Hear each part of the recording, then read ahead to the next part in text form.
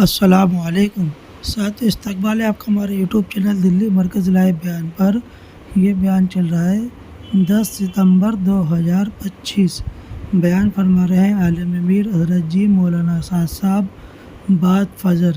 تو آئیے ہم اور آپ مل کر سنتے ہیں اس بیان کو، حضرت جی کیا فرماتے ہیں اپنے اس بیان کے اندر۔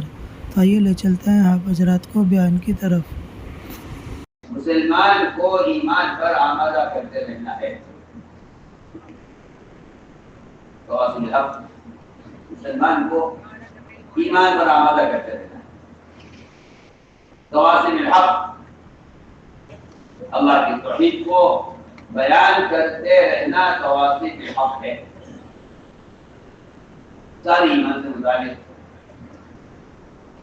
عقائد اور اللہ کی توحید اور اس کی بڑائی، اس کو بیان کرتے رہنا تواصل الحق۔ اور تواصل بالصبر، تواصل بالصبر کا مطلب لکھا ہے کہ لوگوں کو اللہ کے فرائض، اس کے احکام پر آمادہ کرتے رہنا۔ سب آپ سے کہتا ہوں، جو آدمی کسی منکر سے دوسروں کو نہیں روکے گا وہ اس منکر میں خود واقع ہو جائے گا۔ یہ آپ سے بہت ہی اہم بات ہے۔ جو مسلمان کسی مسلمان کو کسی منکر سے نہیں روکے گا وہ اس منکر میں خود پڑ جائے گا۔ کسی مسلمان کو کسی منکر سے روکنا، وہ اپنے اندر منکر سے بچنے کی استعداد پیدا کرنا ہے۔ اور کسی مسلمان کو کسی نیکی پر آمادہ کرتے رہنا، وہ اپنی ذات سے اپنی لیے اس نیکی پر استقامت کا ذریعہ ہے۔ سچی بات میں کہہ رہا ہوں آپ سے، مسلمان جن معروفات کی دعوت دینا چھوڑ دے گا ان معروفات کو بھی چھوڑ دے گا، اور جن منکرات سے روکنا چھوڑ دے گا ان منکرات کو اختیار کر دے گا۔ میں بہت ہی اہم بات ہے۔ مسلمان جن منکرات سے لوگوں کو روکنا چھوڑ دے گا ان منکرات کو خود اختیار کر دے گا۔ میں بہت اہم بات آپ یہ ہے کہ منکر سے روکنا صرف دوسرے آدمی کو گناہ سے بچانا ہی نہیں ہے، بلکہ خود اپنے اندر اس منکر سے بچنے کی صلاحیت، استعداد کا باقی رکھنا ہے۔ تو بھائی نے کہا تواصل الحق یہ ہے کہ آپ لوگوں کے ایمان پر آمادہ کریں، تواصل الصبر یہ ہے کہ انہیں اعمال پر آمادہ کرتے رہیں۔ بھائی نے کہا تواصل الحق بالمعروف ہے اور تواصل الصبر نہی عن المنکر ہے۔ تواصل الصبر نہی عن المنکر ہے، اس لیے کہ صبر کہتے ہیں حرام سے بچنے اور حرام سے روکنے، صبر کہتے ہیں حرام سے باز آنے اور لوگوں کو حرام سے بچانے کو صبر کہتے ہیں۔ نے کہا تواصل الحق امر معروف ہے اور تواصل الصبر نہی عن المنکر ہے۔ اور یہ بات تو قرآن نے بالکل واضح کر دی ہے، بالکل صاف کر دی ہے۔ اللہ کی صوبانی 1,00,000 مرتبہ خدا کو کہا جا سکتا ہے کہ دعوت کے بغیر خدا کی قسم نجات نہیں ہے۔ دعوت کے بغیر نجات نہیں۔ اللہ کا اگر عذاب آ گیا نہ ماننے والوں پر تو عبادت کرنے والے بھی عذاب سے بچیں گے نہیں، صرف نجات دعوت دینے والوں کو ہوگی، باقی کسی کو نجات نہیں۔ سب بنیادی شرط ہے، اگر اللہ کے عذاب سے بچنا چاہتے ہو تو صرف ایک شرط ہے کہ دعوت پر آتے ہیں۔ اپنی ذات سے نیک اعمال کرنے والے عذاب سے بچیں گے نہیں، یہ قرآن نے صاف صاف کہہ دیا۔ اپنی ذات سے نیک اعمال کرنے والے عذاب سے بچیں گے۔ لیکن اس سینکڑوں حدیثیں، اس مضمون کی سینکڑوں حدیثیں ہیں اور قرآن کو صاف کر دیا۔ فلما نسوا ما ذكروا به انجينا الذين ينهون عن السوء۔ اللہ اکبر، جب عذاب آئے گا نہ ماننے والوں پر یا انکار کرنے والوں پر تو اللہ تعالیٰ نجات صرف ان کو دیں گے کہ دوسروں کو برائی سے روکنے کی عملی کوشش کیا کرتے تھے. میں عملی کوشش کر رہا ہوں. آپ کتابوں میں منکرات واجبات لکھ کر فارغ ہو جائیے. یہ نہ کوئی دعوت ہے نہ تعلیم. یہ کوئی دعوت ہے نہ کوئی تعلیم ہے. صاف دعوت وہ ایک ایسا بدنی فریضہ ہے. دعوت ایسا بدنی فریضہ ہے جو کسی اخبار, کسی رسالے, کسی موبائل, کسی قلم سے یہ فریضہ ادا نہیں ہوگا. اس کے لیے آپ کو اپنا بدن ہی استعمال کرنا پڑے گا. اس کے علاوہ کسی اور ذریعے سے یہ فریضہ آپ کے ذمے سے ادا نہیں ہوگا, ثابت نہیں ہوگا.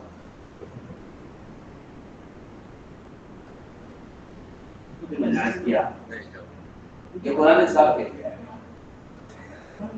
کہ نجات کا اگر کوئی راستہ ہے تو وہ دعوت کا ایک فریضہ ہے جس کے بغیر نجات کا کوئی وعدہ نہیں ہے. چاہے آپ کتنے بڑے ولی ہوں, کتنے بڑے عبادت گزار ہوں, کتنے بڑے تلاوت کرنے والے ہوں اور کتنے کام کرنے والے ہوں, لیکن یہ بات اپنی جگہ اٹل ہے. اور احادیث میں صراحتاً کہہ دیا گیا ہے کہ دعوت کے بغیر نجات نہیں.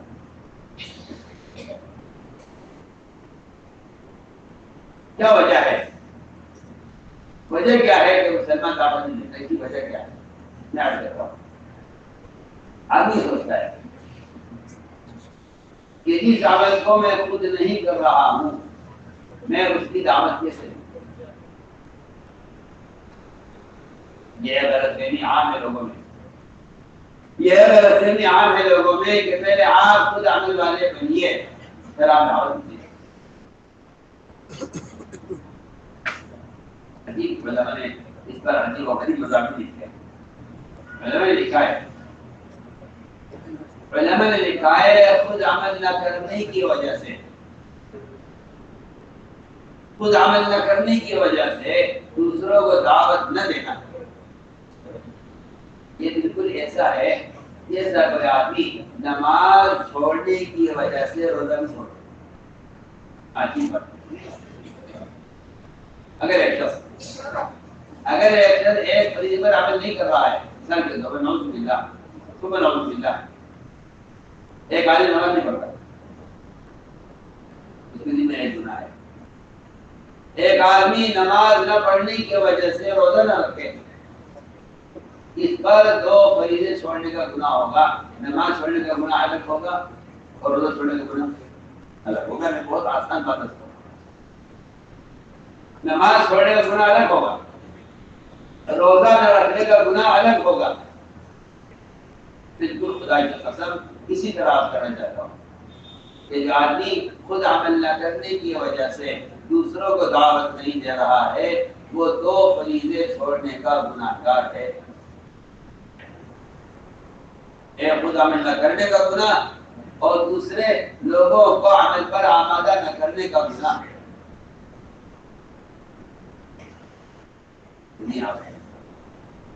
یہ کہیں ثابت نہیں ہے تو قرآن میں نہ حدیث. قرآن حدیث میں کہیں اس کا اشارہ بھی نہیں ہے کہ جو آدمی خود عمل نہ کرے وہ دعوت دینے کا حقدار یا اس کا جو ہے اس کو اس کا حکم نہیں ہے, یا وہ یہ سمجھے کہ میں دعوت دینے کے قابل نہیں لیکن عمل نہیں کرتا. یہ اس کا کہیں ثبوت نہیں. لوگ بیچارے اپنی قرآن کا ترجمہ کر کے مطلب نکال لیتے ہیں. لوگ کہتے ہیں کہ میں کپڑوں والا اس کام کو آپ خود نہیں کرتے, آپ مجھے کہتے کیوں ہیں؟ حالانکہ اس آیت کا نہ یہ ترجمہ ہے, نہ یہ مطلب ہے, نہ اس کا شان نزول ہے.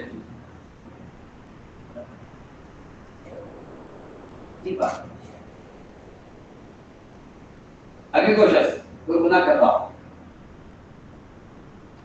اور آپ خود بھی وہ گناہ کرتے ہیں جسے کرتا ہو اس کو دیکھ رہے ہیں. ایک آدمی ایک گناہ کر رہا ہے, آپ اس کو گناہ کرتے ہوئے دیکھ رہے ہیں اور آپ خود بھی وہی گناہ کرتے ہیں, تب بھی آپ کی دل میں فرض ہے کہ آپ گناہ کرنے والے کوئی گناہ سے روکیں. دنیا میں کیا کر رہا ہے؟ ایک آدمی گناہ کر رہا ہے, اور آپ بھی وہی گناہ کر رہے ہیں، اور آپ کے ذمہ فیصلہ فرض ہے کہ آپ اس گناہ کرنے والے کو اس گناہ سے روکیں، ورنہ آپ کو ڈبل گناہ ملے گا، اپنے گناہ کرنے کا بھی گناہ ملے گا، گناہ کرنے والے کو دیکھ کر اس کو گناہ سے روکنے کا بھی آپ کو گناہ ملے گا۔ ایسے آدمی ڈبل گناہ کما رہا ہے۔ یہ نہیں ہے کہ وہ یہ کہہ لے جی میں تو اس قابل نہیں ہوں، میں تو خود یہ گناہ کر رہا ہوں، میں کسی کو کیسے روک سکتا ہوں، میں اس قابل نہیں ہوں۔ فرمایا کہ ڈبل گناہ ملے گا اس کو، اس کے سر پر دو گناہ ہیں، اپنے گناہ کا بھی اس پر گناہ ہے اور دوسروں کے گناہ کا بھی اس کے اوپر گناہ ہے، کیونکہ اس نے دوسروں کو گناہ سے روکا ہے۔ فرمایا کہ سب سے بڑا گناہ یہ ہے، سب سے بڑا گناہ یہ ہے تمام گناہوں میں کہ اگر ایک گناہ کرنے والا شخص آپ کو کسی برائی سے روک رہا ہے اور آپ یہ کہہ دیں جواب میں کہ آپ اپنی تو فکر کریں، آپ بھی تو گناہ کرتے ہیں، یہ تو صحیح کتنے مزے کی بات ہے۔ ایک آدمی ایک گناہ کر رہا ہے اور وہ دوسرے کو اس گناہ سے روکتا ہے، اور یہ دوسرا آدمی سے کہہ دے پلٹ کر کہ آپ بھی تو گناہ کرتے ہیں، آپ بھی فکر کریں۔ عبداللہ بن مسعود فرماتے رضی اللہ تعالیٰ عنہ کہ روکنے والے کو یہ جواب دینا کہ آپ اپنی فکر کریں، فرمایا کہ تمام گناہوں میں سب سے بڑا گناہ ہے، تمام گناہوں میں اللہ اکبر۔ میں کہتا ہوں کہ اگر دعوت فرض نہ ہوتی تو دعوت دینے والے کی بات کو رد کرنا گناہ کبیرہ نہ ہوتا۔ کیا کہہ رہا ہوں، میری بات پر آپ توجہ دیں۔ اگر دعوت دینا فرض نہ ہوتا تو دعوت دینے والے کی بات کو رد کرنا کبیرہ گناہ نہ ہوتا۔ میں آپ سے بہت بنیادی بات کر رہا ہوں، بہت اہم بات ہے۔ اس دعوت کے فریضے کے فرض عین ہونے کے لیے اتنا کافی ہے کہ اگر آپ کو کچھ روکے اور آپ جواب میں یہ کہہ دیں اس کو کہ آپ اپنے عمل کا فکر کریں، اتنا نہیں کہہ دیا کر آپ خود تو کرتے نہیں، آپ خود تو کرتے نہیں۔ اگر آپ اتنا بھی کہہ دیں ٹوکنے والے کو کہ آپ خود تو کرتے نہیں، تو آپ نے فرماتے ہیں کہ آپ نے تمام گناہوں میں سب سے بڑا گناہ کیا ہے کہ آپ نے ٹوکنے والے کی بات کو قبول نہیں کیا۔ یہ موقع اس کے بات کی کہنے کا نہیں ہے کہ آپ نے ہمیں تفریح کریں، آپ ٹوکنے والے کی بات کو قبول کر لیں، اگر کہ وہ ٹوکنے والا خود اس گناہ کو کرتا ہو تب بھی آپ کے لیے گنجائش نہیں ہے کہ آپ ٹوکنے والے کی بات کو رد کرتے ہیں، اگر ٹوکنے والا خود گناہ کرتا ہو تو لوگ بیچارے ناواقف ہیں، وہ گناہ سے وہ گناہگار بھی گناہوں سے روک رہا ہو، وہ گناہگار ایک دو گناہوں سے روک رہا ہو، آپ یہ سوچتے ہیں کہ اس کو تو کوئی حق ہی نہیں ہے روکنے کا، تو جو گناہ کر رہا ہے، اور اس پر یہ کہتے ہیں آپ پہلے خود عمل کریں پھر دعوت دیں۔ عجیب بات ہے، اللہ نے قرآن میں دعوت کو عمل پر مقدم کیا ہے، دعوت کو عمل پر مقدم کیا ہے، اللہ نے قرآن میں دعوت کو عمل پر مقدم کیا ہے۔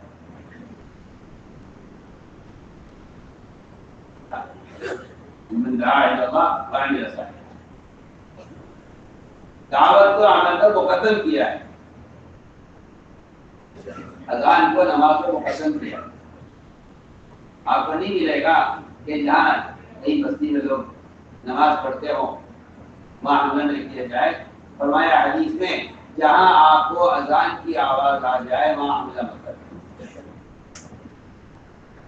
صحابہ کو اس کی ہدایت ہے، مقابلین و مجاہدین کی اس کی ہدایت ہے، جہاں آپ کو اذان کی آواز آ جائے وہاں بستی پر حملہ مت کرنا۔ اذان کو کسی علاقے میں اسلام کے وجود کی علامت پر بتایا گیا ہے. یہاں اسلام موجود ہے، یہاں حملہ ہوتا ہے. روایت میں نماز کا ذکر نہیں ہے، روایت میں اذان کا ذکر ہے. روایت میں اذان کو شعار اسلام کہا ہے. روایت میں اذان کو شعار اسلام کہا ہے. میں نے عرض کیا کہ دعوت عمل پر مقدم ہے. کیوں کیا؟ اس لیے دعوت کا عمل مقدم کیا ہے تاکہ عمل کرنے والے یہ نہ کہیں کہ ہم دعوت کیسے دے سکتے ہیں، ہم لوگ عمل نہیں کرتے. تو میں نے عرض کیا کہ لوگ بہت آسانی سے کہہ دیتے ہیں یہ مطلب ہمارا تفاعل، اس کام کو تم کرتے نہیں ہو، اسے کہتے کیوں ہو؟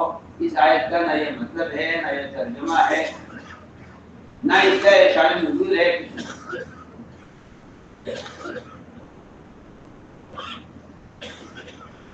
اور نے کہا نبی سے کہ آپ اللہ تعالیٰ کی طرف سے قتال کا حکم نازل کروا دیجیے، ہم قتال کریں گے. آپ قتال کا حکم نازل کروائیے، ہم قتال کریں گے. آپ اللہ کی طرف سے قتال کا حکم نازل کروائیے، ہم قتال کے لیے تیار ہیں. اللہ نے حکم نازل کر دیا. جب حکم آ گیا تو یہ قتال سے بیٹھ گئے.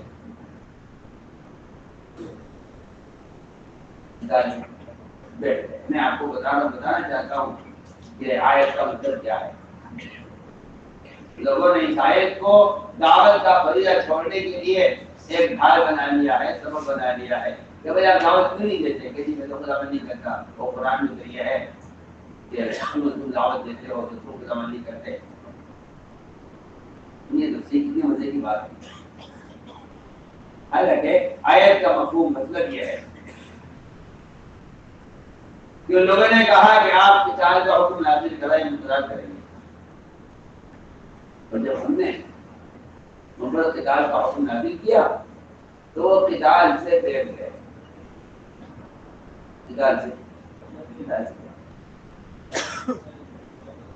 اللہ نے فرمایا قیمت کا قلون ہمارا تفعلون، تم قتال کرنے کو کیوں رہے تھے؟ اب حکم آنے کے بعد کرتے نہیں. اس کا تو کہیں سے کہیں تک بھی یہ مطلب نہیں بنتا، کہیں سے کہیں تک بھی یہ مطلب نہیں بنتا کہ جو آدمی خدا من نہ کرے کسی کو دعوت نہ دے. اس سے تو اس کا کوئی تعلق ہی نہیں ہے. اس آیت کا تو اس مفہوم سے کوئی تعلق ہی نہیں ہے. جس کو آپ نے دلیل بنا لیا ہے دعوت کو چھوڑنے کا، اس آیت سے اس مفہوم کا کوئی تعلق ہی نہیں ہے.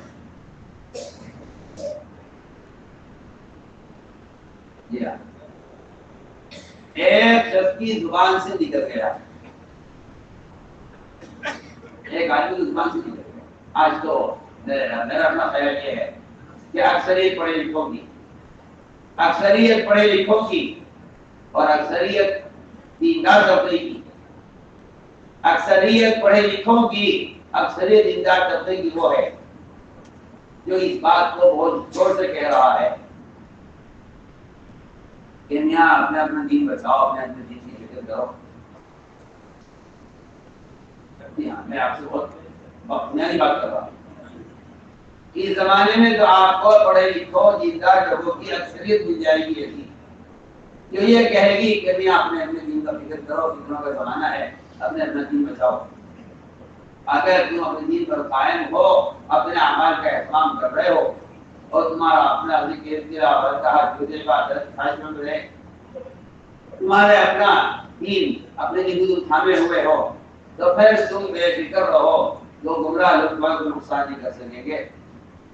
یہ اس وقت اچھے پڑھے لکھے دیندار لوگوں کی سب کی آواز ہے.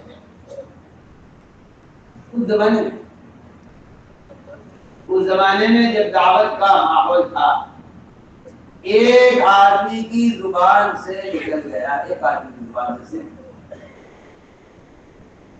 ایک آدمی کی زبان سے، ایک آدمی نے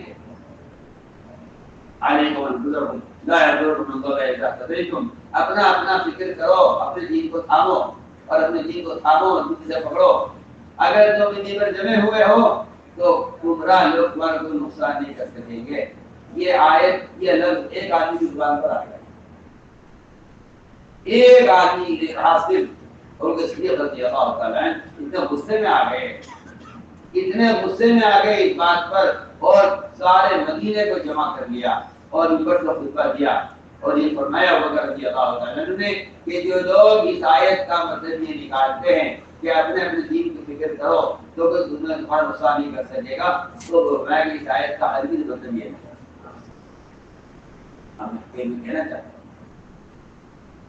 اس آیت کے غلط مفہوم پر اس وقت امت کی اکثریت ہے کہ آدمی اپنے عمل کا فکر کرے تو اس کا کوئی نقصان نہیں کر سکے گا. اور بکر رضی اللہ تعالیٰ عنہ نے ایک آدمی کی زبان سے یہ جملہ سنا, ایک آدمی کی زبان,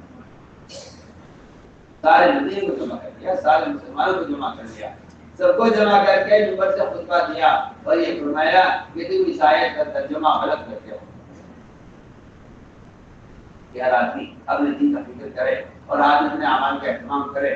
تو میری یہ گمراہ ہوں گی کہ یہ ہے گمراہ لوگ اس کا کوئی نقصان نہیں کر سکیں گے. لا يضركم من ضل اذا اهتديتم. فرمایا کہ جاتا ہوں کے لیے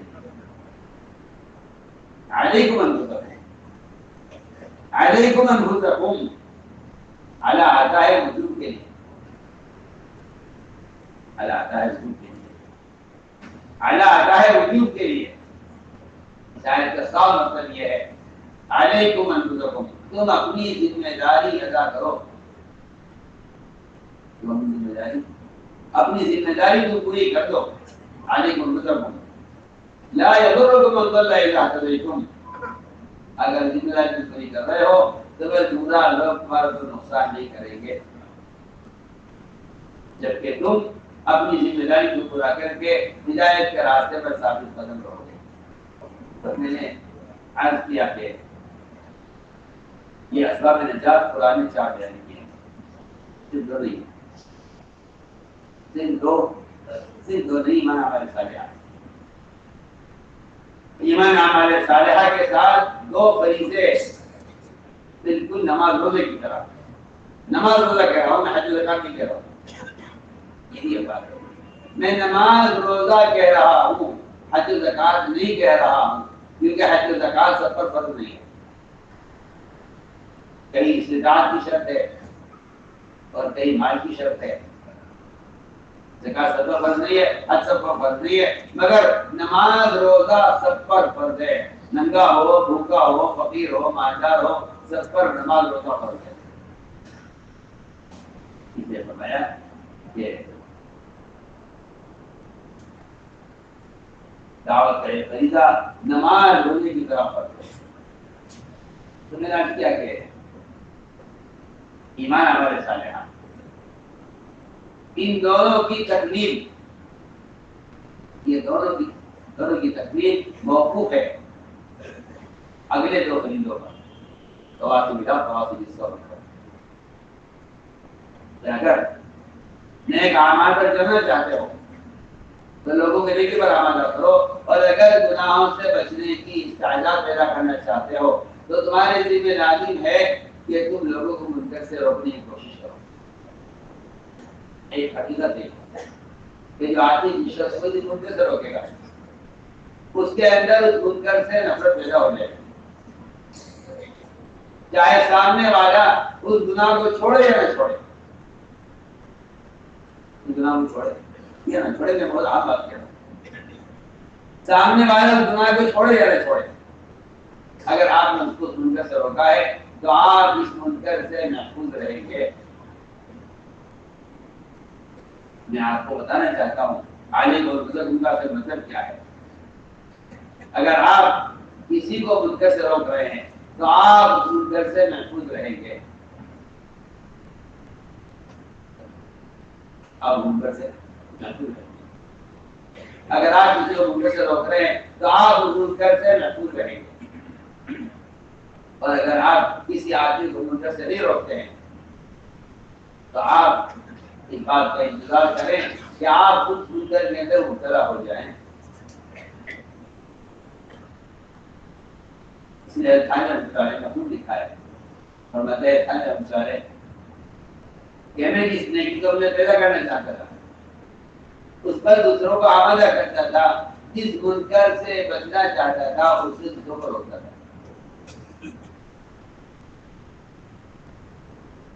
تو میرا دوستوں کو ساری بات کا خلاصہ یہ ہوا ہے کہ دعوت سے بڑی دفاعی طاقت مومن کے پاس نہیں ہے۔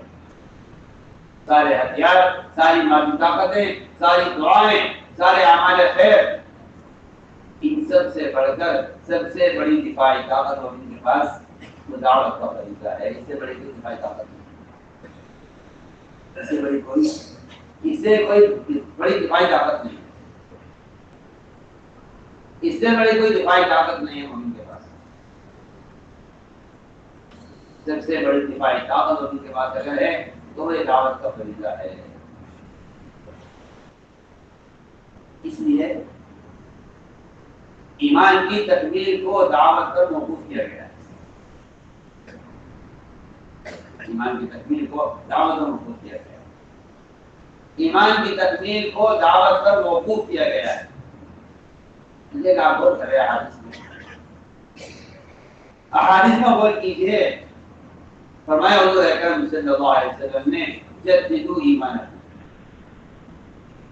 یہ حکم ہے اپنے ایمان کو تازہ کرتے رہا کرو، اپنے ایمان کو تازہ کرتے رہا، اپنے ایمان کو تازہ کرتے رہا کرو۔ صحابہ نے عرض کیا یا رسول اللہ ایمان کی تجدید کیسے ہوگی؟ میں بہت عام بات کہہ رہا ہوں،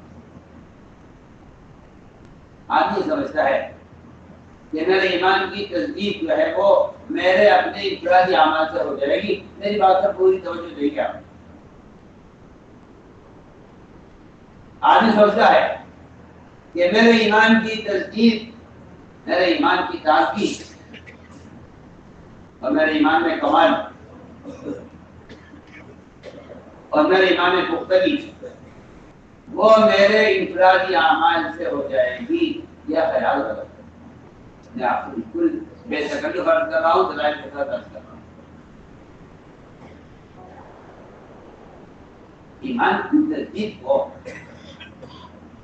ایمان کی تجدید کو متعدی اعمال سے جوڑا گیا ہے۔ علماء سے کہہ رہا ہوں، ایمان کی تجدید کو متعدی اعمال سے جوڑا گیا۔ ایمان کی تجدید کو متعدی اعمال سے جوڑا گیا ہے۔ میں علماء سے کہہ رہا ہوں، ایمان کی تجدید کو متعدی اعمال سے جوڑا گیا ہے۔ اسی میں شاید سمجھ لو بات کو لینے کی۔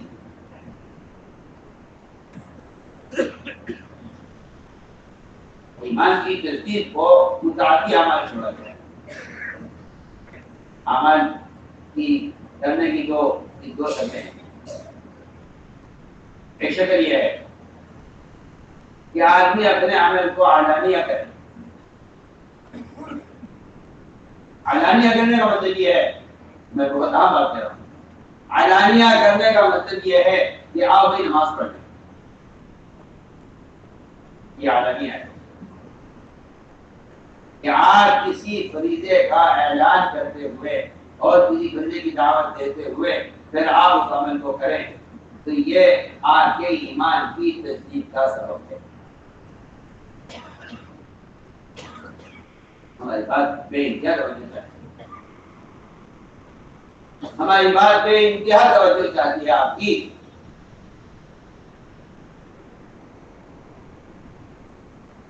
آپ کے فرائض علانیہ ہوں۔ علانی کیا مطلب ہے؟ کیا وہ زکات دیں گے؟ ایک آدمی زکات دینے والا دوسرے غنی کا ہاتھ پکڑے اور اس سے کہے آؤ زکات دیں گے، آؤ زکات دیں گے، خدا کی قسم کھا کہتا ہوں، ایک نماز پڑھنے کے لیے جانے والا شخص اگر دوسرے بے نمازی کا ہاتھ نہیں پکڑتا نماز کے لیے تو یہ نماز پڑھنے والا گناہگار ہے۔ تم نہیں کیا بول رہا نماز پڑھنے والا منصب لوگ جانتے ہیں دعوت دینا ثواب کا کام ہے. میں کہتا ہوں دعوت کا چھوڑنا عذاب کو دعوت دینا ہے. آپ کہتے ہیں دعوت دینا ثواب کا کام ہے. میں کہتا ہوں اس کا چھوڑ دینا گناہ ہے. اس کے چھوڑ دینا گناہ ہے. ہم تو گناہ سے بچنے کے لیے دعوت دیتے ہیں. پھر آدمی گناہ سے بچنے کے لیے نماز پڑھتا ہے کہ نماز کو چھوڑنا آرام ہے. سنو بھی کیا کہہ رہا ہوں.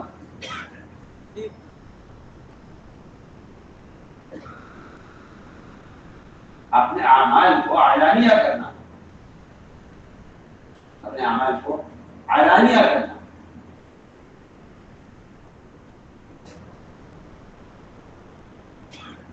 آپ زکات دیتے ہیں, آپ چپکے سے زکات ادا کر دیتے ہیں, اور آپ کو کسی نے یہ دھوکہ دے دیا ہے کہ بھائی اس طرح دو صدقہ ادائیں حاصل ہو ہاتھ کو پکڑ نہ چلے. میں کہتا ہوں کہ اسلام کے لٹنے اور اسلام کے غیر معروف ہونے کا سبب ہی یہی ہے کہ آپ آنے کامات شکر کر کے گزر جائیں. جن کو قرآن یہ کہتا ہے کہ اعلانیہ زکات دینا کیا ہی اچھا طریقہ ہے. اعلانیہ زکات آپ یہ سمجھتے ہیں اگر میں اپنے عمل کا اعلان کر دیا تو میرے عمل کا اخلاص زیادہ رہے گا. یہ شیطان کا دھوکہ ہے کہ وہ عمل کو چھپانے کا مشورہ دیتا ہے, اور اس نے بہانہ اخلاص کا لگایا ہوا ہے کہ آپ اپنے عمل کو چھپائیے ورنہ آپ کے عمل میں ریا داخل ہے. حالانکہ عمل کا اعلانیہ کرنا یہ ریا نہیں ہے, اور عمل کا چھپا لینا لوگوں سے کوئی اخلاص نہیں ہے. اس کا ذریعہ تعلق ہے آپ کا اپنا خیال ہے, یہ آپ کا اپنا خیال ہے کہ میں چھپ کر عمل کروں تاکہ اخلاص باقی رہے. یہ آپ کا اپنا خیال ہے, ورنہ عمل چھپ کر کرنا کوئی اخلاص نہیں ہے, اور عمل کو دکھلانے کے لیے کرنا کوئی ریا نہیں. یہ خیال آپ کا ہے. یہ لکھا ہوتا ہے آپ عمل کریں دکھانے کے لیے لوگوں کو. میں کہتا ہوں کہ یہ علم دعوت ہے, اور اس پر آپ کو ڈبل اجر ملے گا. آپ کو ڈبل اجر ملے گا. بہت سے لوگ نفی روزے رکھتے ہیں پورے سال, اور جب کوئی ان کو دعوت دیتا ہے کھانے کی طرف تو وہ کہتے ہیں نہیں کہ آپ کھائیے, بسم اللہ کیجیے, مجھے نہیں کھانا ہے. وہ کہتے ہیں آ جاؤ کھا دو, 2 بج رہے کھانے کا وقت ہے. وہ جھوٹ بولے گا, جھوٹ بولنا حرام ہے. یہ کہے گا مجھے کھانے کی خواہش نہیں ہے.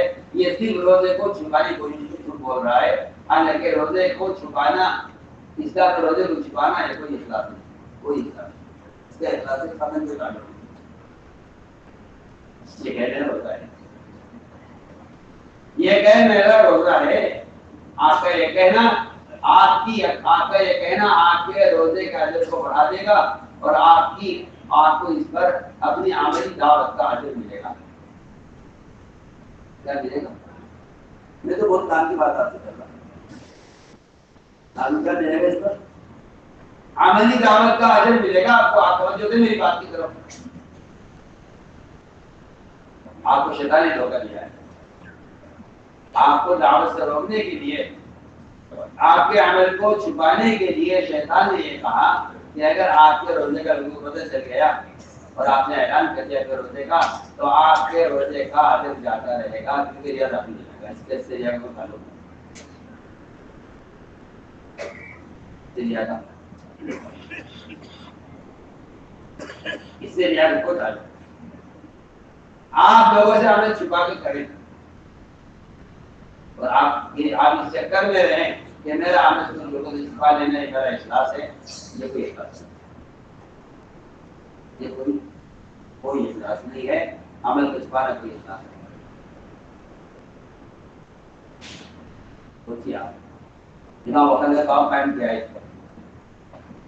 اس پر باب قائم کیا امام بخاری نے کہ عمل کا ظاہر کرنا کوئی ریا نہیں ہے, اور عمل کو چھپانا کوئی اخلاص نہیں ہے.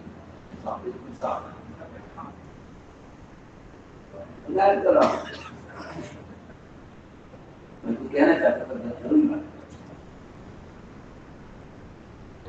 کہ اعمال کو متعدی بنانا یہ ایمان کی تکمیل کا سبب ہے. عمل کو متعدی بنے، عمل کی کرنا اور اپنے عمل کو ظاہر کرنا.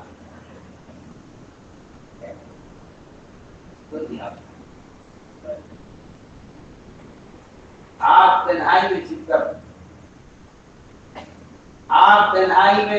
قرآن کی تلاوت کریں.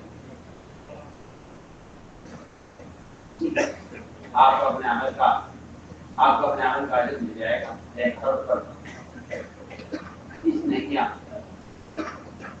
آپ کو مل جائے گا. لیکن اس تلاوت سے ایمان کی زیادتی اور اس تلاوت سے دلوں کا ضلع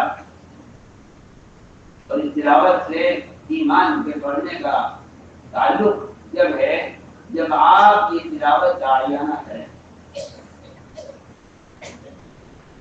آپ تلاوت داعیانہ ہے. میری بات آپ تلاوت داعیانہ کریں. آپ کا معمول ہے قرآن سے پڑھنے کا، آپ کو اس کا اجر ملے گا. اس میں کوئی شک نہیں، اس سے کوئی انکار نہیں.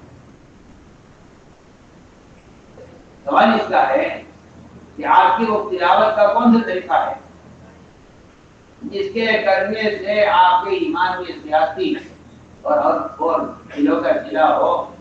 وہ اس تلاوت کا کیا طریقہ ہے؟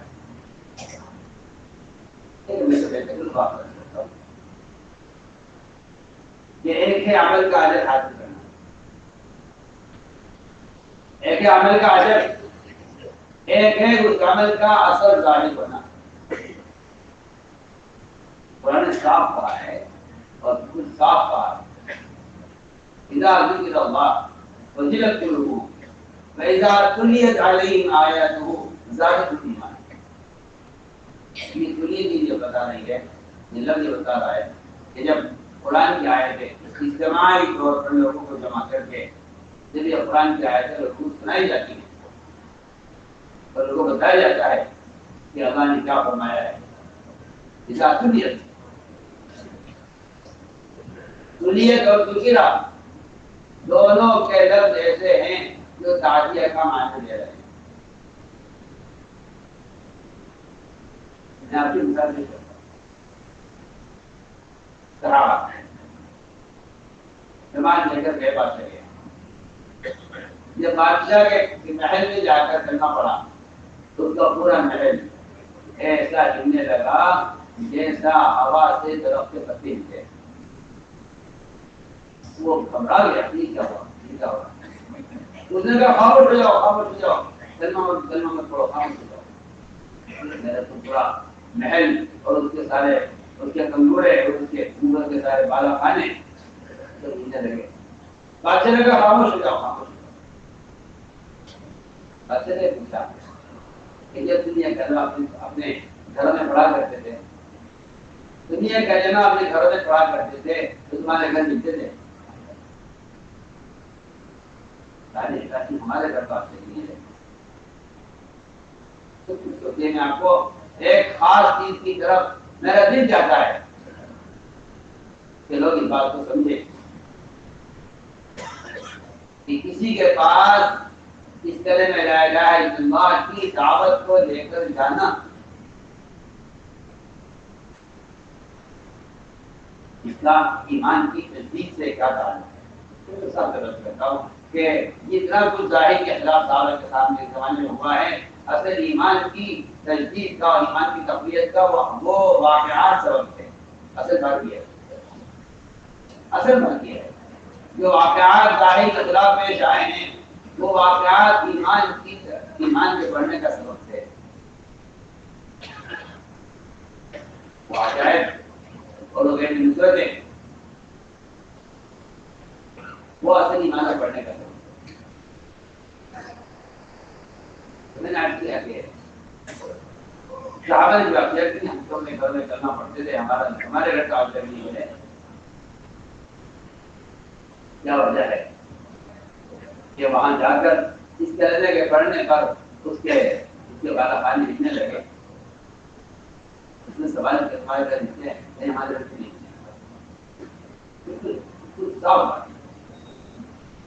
ذکر اللہ. جب اللہ کی یاد دوسروں کو دلائی جاتی ہے دلوں کا شرا ہوتا ہے. پیدا تلے تعلیم آیت کو درد و ایمان. اور جب قرآن کی آیتیں پڑھ کر دوسروں کو سنائی جاتی ہیں زیادت ایمانہ تو ان کے ایمان میں زیادتی ہوتی ہے. یہ آیت صاحب بتا رہی ہے کہ جو اعمال متعدی بنیں گے وہ اعمال ایمان کے امتیاز کا سبب ہوں گے. میں علماء سے عرض کرتا ہوں اچھی بات ہے کرنا چاہیے لیکن دوسروں کو ہمیں پر آمادہ کرنا. مجھے میں نے عرض کیا تھا کہ آپ کا نمایا یا تو ایمان کی تجدید کرتے رہا کرو. صاحب نے سوال کیا اب ایمان کی تجدید کیسے کریں.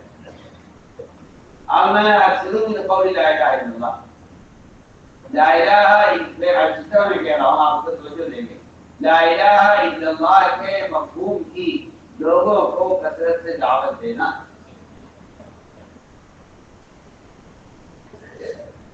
اکثر من قول لا الہ الا اللہ میں بات پر آپ توجہ دیں گے. لا الہ الا اللہ کے تقاضے اس کے احکام اس کے عوامل نواہی ان پر لوگوں کو کثرت سے آمادہ کرنا اور لوگوں کو اس کلمہ لا الہ الا اللہ کے تقاضے یاد دلانا. میں کس طرح میں کہہ رہا ہوں آپ لوگ توجہ دیں. اکثر من قول لا الہ الا اللہ کہ لا الہ الا اللہ کے مفہوم کی پر لوگوں کو جو ہے اس پر دعوت دینا آپ اس کا حکم کرتے ہیں. اس لیے کہ 7 حدیث ہے لا الہ الا اللہ اس کا اتنا ذکر کرو کہ لوگ تمہیں پاگل کہنے لگے. میرا طرف بالکل عقل بات کو قبول نہیں کرتی کہ کوئی آدمی زیادہ ذکر کرنے سے دیکھنے میں پاگل معلوم ہونے لگے یا نعوذ باللہ کسی کا دماغ خراب ہو جائے زیادہ ذکر کرنے سے یا کسی آدمی کی لا الہ الا اللہ کی کثرت سے یہ بھی جیسی بن جائے کہ وہ دیکھنے سے پاگل معلوم ہونے لگے. اس آیت کا کہیں سے کہیں تک یہ مطلب نہ بنتا ہے نہ کوئی بنا سکتا ہے. میں آپ کو بالکل صاف بات کروں. اس روایت کا کہیں سے کہیں تک یہ مفہوم نہ بن سکتا ہے نہ کوئی بنا سکتا ہے کہ آپ اتنا ذکر کریں تو لوگ آپ کو پاگل کہنے لگے. اس کا کہیں سے کہیں تک مطلب نہیں بنتا. آپ کا حدیث کا کیا مطلب ہے؟ حدیث صاف ہے اللہ کا اتنا ذکر کرو کثرت سے کہ لوگ تمہیں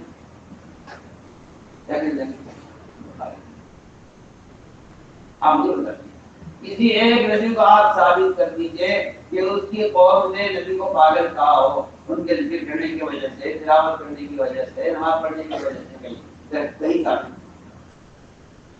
نبیوں کو پاگل کہلائے جانے کی جو بنیادی وجہ ہے وہ اللہ کی توحید کو بیان کرنے اور اس کے مقابلے میں ساری شروں کا انکار کرنے. یہ صرف نبیوں کو پاگل کہلائے جانے کی وجہ ہے. اگر کوئی نبی آ کر اپنی کونے میں عبادت کرتے اللہ کرتے اپنا ذکر کرتے اور اپنی عبادت کرتے تو بتاؤ کیا نبیوں کو قوم پاگل کہتی؟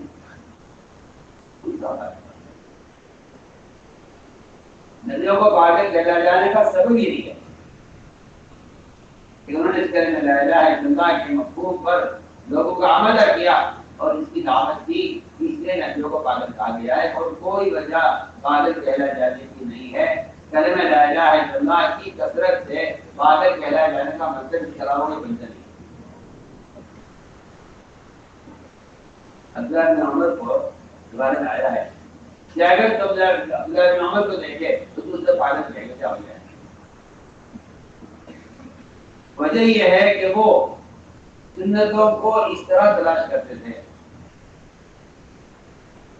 کہ بعض مرتبہ ایسا بے موقع کام کرتے تھے کیونکہ پاگل آدمی بے موقع کام کرتا ہے.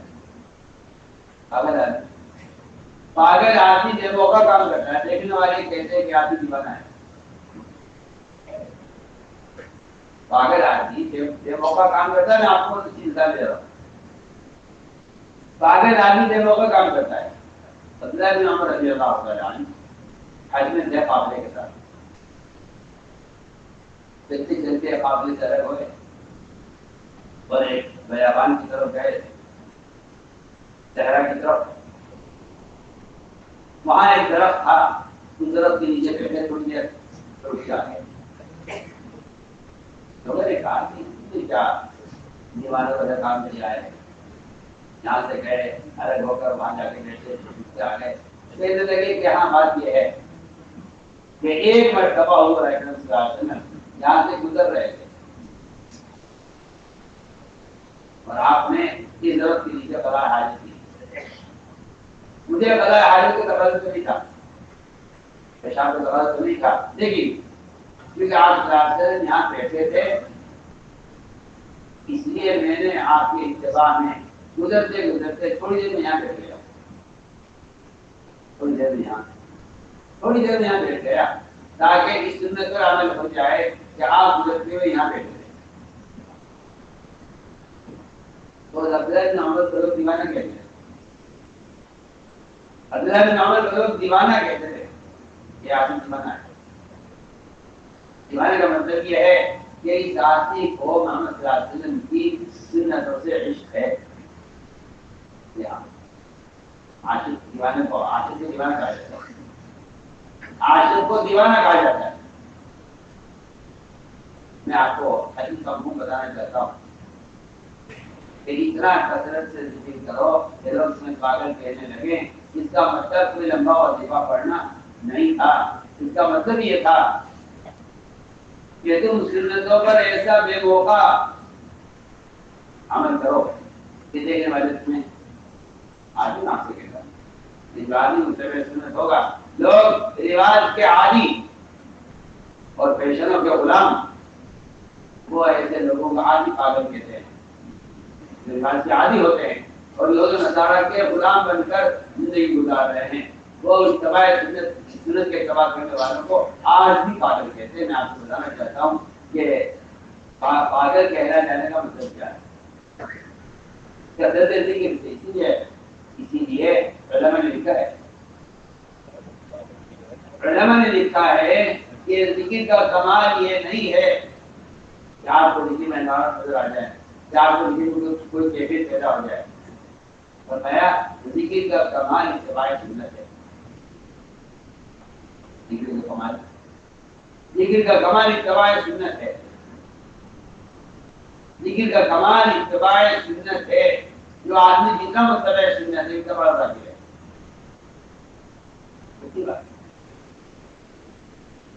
ذکر کا کمال اتباع سنت ہے. ذکر کا کمال اتباع سنت ہے. جو آدمی متبع سنت نہیں ہے اللہ کی قسم وہ غافل ہے.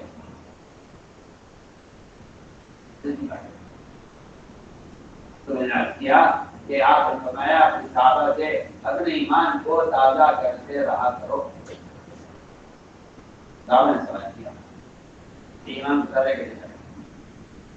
آپ نے جواب دیا میں اکثر من قول لا الہ الا اللہ، لا الہ الا اللہ کی کے مفہوم کی لوگوں کو دعوت دیا کرو. میں کہہ رہا ہوں آپ سے کہ اس سے انفرادی مراد نہیں، ورنہ انفرادی ذکر پر کسی کو پاگل کہا جائے. ایک آدمی کی فلم کو ذکر کر رہا آپ کس کا بات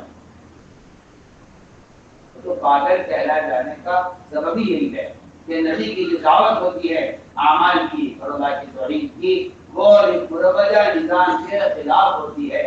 اس لیے نبیوں کو پاگل کہا جاتا ہے. قرآن کی آیت ہے حادث سے بنی تھی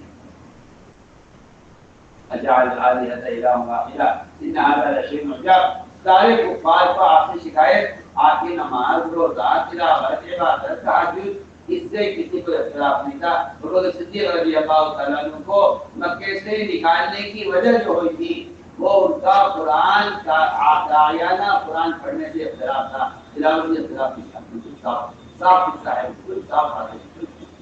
ہمیں آپ کے قرآن پڑھنے سے کوئی اختلاف نہیں ہے، آپ اتنی جائز تلاوت کریں۔ اگر آپ نے تلاوت داعیہ نہ کی تو آپ قرآن کا نہیں تو کیا پڑھیے آپ یہ سمجھتے ہیں کہ زیادہ ذکر کرنے والے کو پاگل کہا جاتا ہے، آپ کو خیال ہوتا ہے۔ کثرت ذکر سے جنون کا تعلق نہیں ہے، لیکن کہہ رہا ہوں کثرت ذکر سے جنون کا تعلق نہیں ہے، اور تو دوسروں کو نیکی پر آمادہ کر لی اور ماحول کے خلاف بولنے والے کو پاگل کہا جاتا ہے۔ سارے نبیوں کو دیوانہ کہلایا جانے کی بنیادی وجہ یہ ہے، ورنہ جس طرح کے اعمال انبیاء کرتے تو ان کو پاگل نہ کہتا۔ ابو صدیق کا ساتھ بھی معاملہ ہوا کہ ابو بکر اگر تم تلاوت کرو گے داعیانہ تب آپ یہاں سے نکالیں گے، اگر آپ تلاوت کرتے تلاوت کے طور پر تو ہم نے گھر میں قرآن پڑھی ہے۔ ہمیں آپ کے قرآن پڑھنے سے ہمیں کوئی اختلاف نہیں ہے، بلکہ ہم آپ کا احترام کریں گے۔ آپ جیسا سخی آدمی نہ مکے سے نکل سکتا ہے نہ نکالا جا سکتا ہے، آپ پڑھیے، تھوڑا خود پڑھیے، آپ روایت کے اندر موجود ہے۔ ہم تو آپ سے بہت ہی بنیادی باتیں کرتے ہیں، ہم تو بے تکلف سارے عالم سے بے تکلف کہتے ہیں خدا کی قسم کہ دعوت کے بغیر ایمان نہیں بنے گا، نہیں بنے گا، نہیں بنے گا۔ آپ لاکھ حدیث پڑھے، لاکھ تلاوت کریں، لاکھ اعمال خیر کریں، آپ کے ایمان کے وجود کی علامت کی دعوت ہے، آپ کے ایمان کے بڑھنے کا سبب بھی دعوت ہے، اس طرح وہ رکھتا ہے۔ پسند کھا کر چاہیے، اس سے بڑھ کر اور کیا ہوگا؟ سوچیے آپ صحابہ کو آپ کو ایک جواب ایمان کی زیادتی وہ اس طرح میں لا الہ الا اللہ کی کثرت پر ہے، تو ایمان کی تفصیل اس پر ہے، اس سے ہم اس کا ضرور کہتے ہیں۔ ہر مسلمان کو چاہیے روزانہ اپنا وقت فارغ کرے، مسجد میں ایمان کے حلقہ میں بیٹھ کر اللہ کی بڑائی کو سننے کے لیے وقت فارغ کرے۔ آپ نے فضائل کو دیکھیے، آپ بجائیے صبح فضائل کے محلے میں آپ کو آدھی رات کو فضائل صبح سویرے اپنی چھریوں کو دھار لگاتے ہوئے ملیں گے۔ تو کیا کر رہے ہیں کہ ہم اپنی چھری کو دھار لگا رہے ہیں، ہمیں دن بھر ان چھریوں سے ہڈیاں توڑنی ہیں اور گوشت کاٹنے ہیں اور کھالے اتارنی ہے، اس کے لیے تیز چھریاں چاہیے۔ آپ کو یہ سارے فضائل صبح اپنی چھریوں کو دھار لگاتے ہوئے ملیں گے۔ ان کا دن بھر ان اوزاروں سے یہ کام لے ہی نہیں سکتے اگر یہ ان کا ضیاع نہ کریں بیٹھ کر، اور اگر یہ ان کی دھار نہ لگائیں یہ ان سے کام نہیں لے سکتے۔ میں آپ کو آسان مثال دے رہا ہوں، تو آپ بڑھائیوں کے محلے میں چلے جائیے، آپ کو سارے کارپینٹر اور بڑھائی آپ کو اپنی اوزاروں پر دھار لگاتے ہوئے ملیں گے۔ بھائی کیا کر رہے ہو؟ کہتے ہمیں دن بھر ان سے لکڑی کاٹنی ہے اور ان سے ہمیں کام لینا ہے، اوزاروں کو دھار لگا رہے ہیں۔ لیکن مسلمان کی اس کی کوئی پرواہ ہے، کوئی ضرورت نہیں ہے کہ وہ اپنے ایمان کو دھار لگائے اور یہ اپنے ایمان کو تازہ کرے، ایمان کی حالت میں بیٹھ کر اسے ایمان کے ذریعے سارے دین اللہ تعالیٰ کا احکام کو پورا کرنا ہے اور اس کو حرام سے اپنا کو بچانا ہے۔ اتنے بڑے بڑے کام کرنے کے لیے اسے اپنے ایمان کی تجدید کی کوئی ضرورت نہیں ہے۔ میں آپ کو بہت آسان بتاتا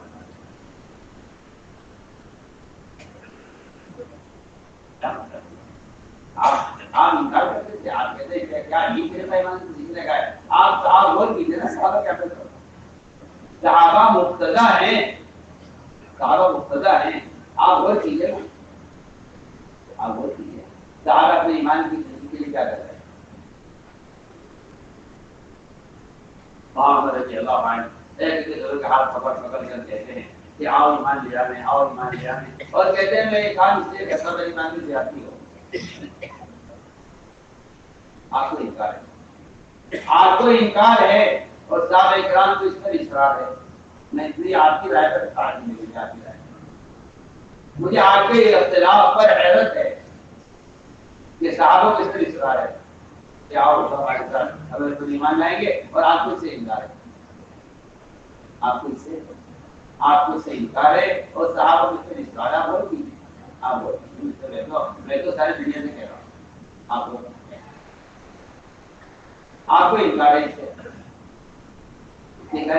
سے بند ہو جائے گا۔ آپ کو اس سے انکار ہے اور صحابہ کو اس پر اصرار ہے۔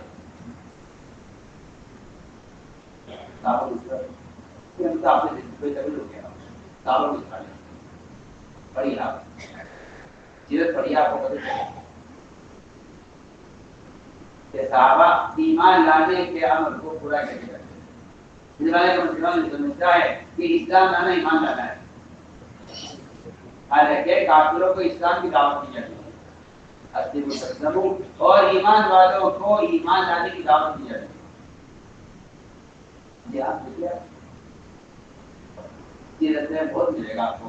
इतने कुफ्फार हैं जिसे आपने कहा जाओगे, सहाबा ने भी यही कहा जाकर उनको में, नबी ने भी यही कहा अपनी कौम से इस्लाम जाओगे, लेकिन ईमान लाने का जो अमर है वो खुद ईमान वालों के लिए। तो मैंने आज किया कि ईमान की तस्दीक तो तलब है, इसकी ताजगी इसमें थी या ईमान करो कर अपना मिजाज बदला जाए, अपना मिजाज बदला जाए। मैं समझता हूँ कि यही असल वजह थी, इस ईमान की तस्दीक की वजह से इस जगह इस चीज पर जंग लग जाता है, जिस चीज पर जंग लग जाता है उसकी चमक छूट जाती है। हाँ चलो जिस चीज की पर जंग लग जाता है उसकी चमक छूट जाती है, जिस चीज पर गुबार आ जाता है तो गुबार उसकी चमक को और उसकी जीनत को छुपा देता है। बहुत मैं आसान मिसाल दे रहा हूँ। इस जमाने में मुसलमान के रवैये से इस्लाम नजर नहीं आता, उसकी वजह ये ईमान पर जंग है, ईमान पर जंग, ये ईमान पर जंग लगा हुआ है,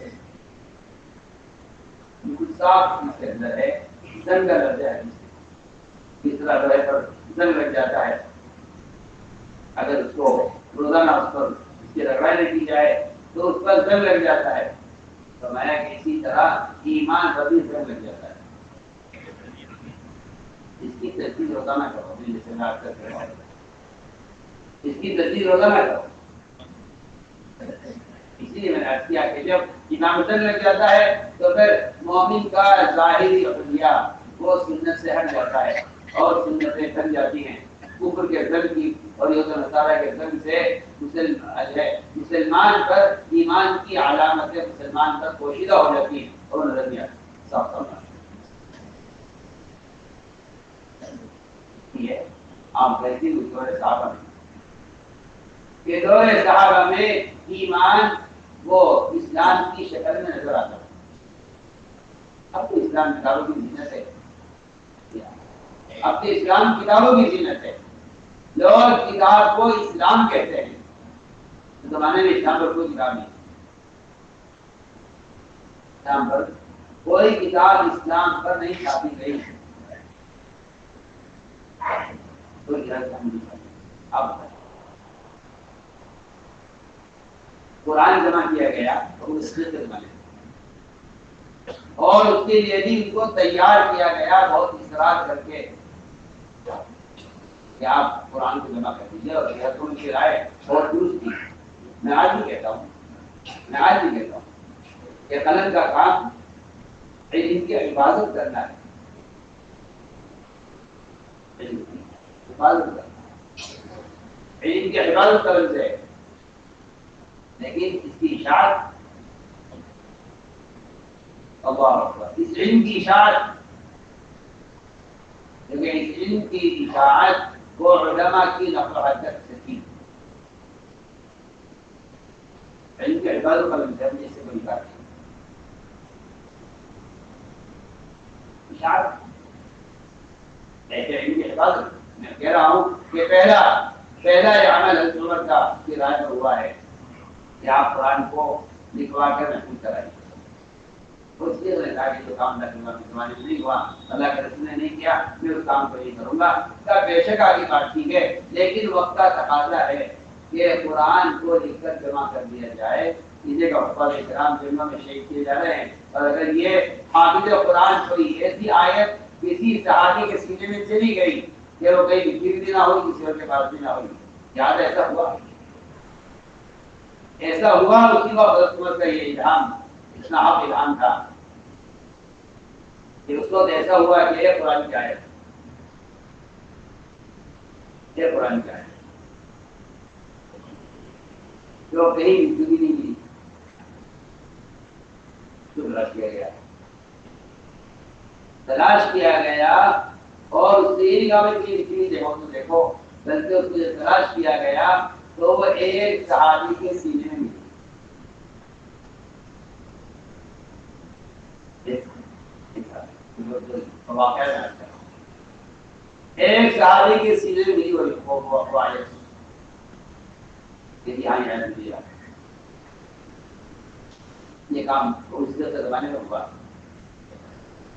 اور یہ قرآن کی عبادت کے لیے اس لیے کیا گیا تاکہ کوئی قرآن کے علاوہ کو قرآن میں داخل نہ کر دے. پھر آگے احادیث کی حفاظت کے لیے اس کی تدوین کا کام ہوا کہ کوئی آدمی اپنی باتیں بنائے اور کہتے حدیث ہے، کوئی شخص اللہ کے نبی کی طرف غلط بات منسوخ نہ کر سکے. امام بخاری نے خط لکھا تھا، امام بخاری نے خط لکھا. آپ کو بتانا چاہتا ہوں قلم کا کام کیا ہے.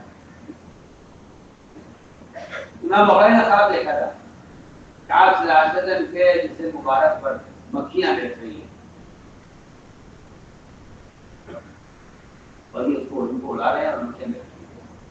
انہوں نے اس خواب کا اپنے استاد سے ذکر کیا کہ میں نے اس طرح کا خواب دیکھا ہے کہ آپ صلی اللہ علیہ وسلم کے جسم مبارک پر مکھیاں بیٹھ رہی ہیں اور انہوں نے اڑا رہا ہوں.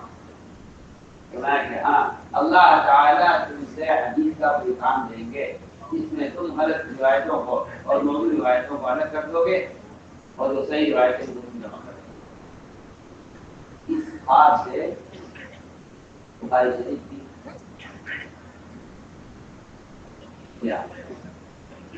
اس خدمت کا کی تعبیر لے گئی اس خواب سے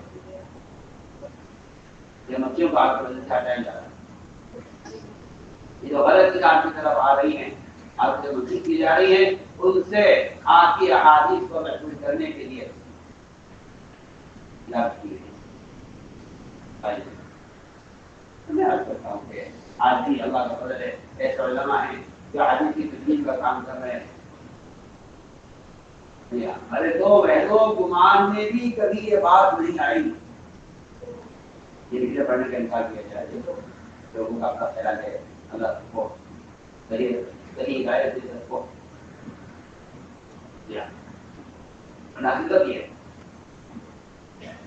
حقیقت یہ ہے کہ عملی اسلام پیش کیا جاتا تھا. عملی اسلام سلو کما رأیتمونی اصلی، یہ روایت صرف نماز کے لیے نہیں ہے، یہ روایت صرف نماز کے لیے نہیں ہے. آپ کو قرآن حدیث میں بے شمار ایسے مواقع ملیں گے جہاں ایک عمل کو بول کر پورا دن اڑا دیا گیا ہے. ایک عمل بول کر پورا دن اڑا دیا گیا ہے. ایک رکوع کو بول کر پوری نماز بنا دی گئی ہے. میں کہتا ہوں کہ آپ صلی اللہ علیہ وسلم کی بعض جملے اتنے جامع ہیں کہ آپ صلی اللہ علیہ وسلم کی 23 سالہ پوری محنت، آپ کی 23 سالہ پوری محنت وہ وفات کے وقت صرف 3 جملوں کے اندر ہے.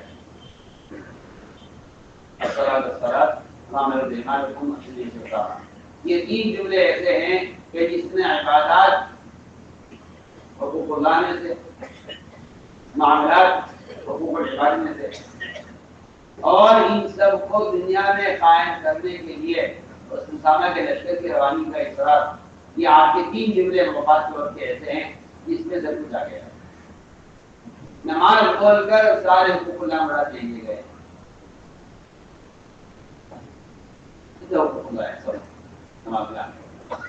میں نے عرض کیا کہ اس کی مثالیں بہت ملیں گی آپ کو کہ ایک عمل کو بول کر اس سے سارے حقوق اللہ مراد دیے گئے.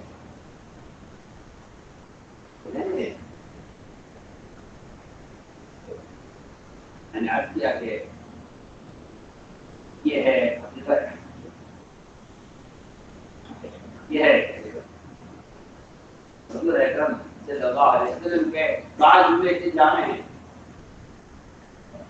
میں نے عرض کیا کہ اس زمانے میں عملی اسلام ہوا کرتا تھا. آپ ہمارا سلو کما رائے مسلی، یہ جو آپ کا یہ جملہ ہے کہ نماز اس طرح ہو جب پڑھتا ہوا دیکھ رہے ہو، یہ آپ صلی اللہ علیہ وسلم کا یہ حکم تمام کاموں کے لیے ہے. ان کاموں کو آپ صلی اللہ علیہ وسلم صاحب کے طریقہ ہے.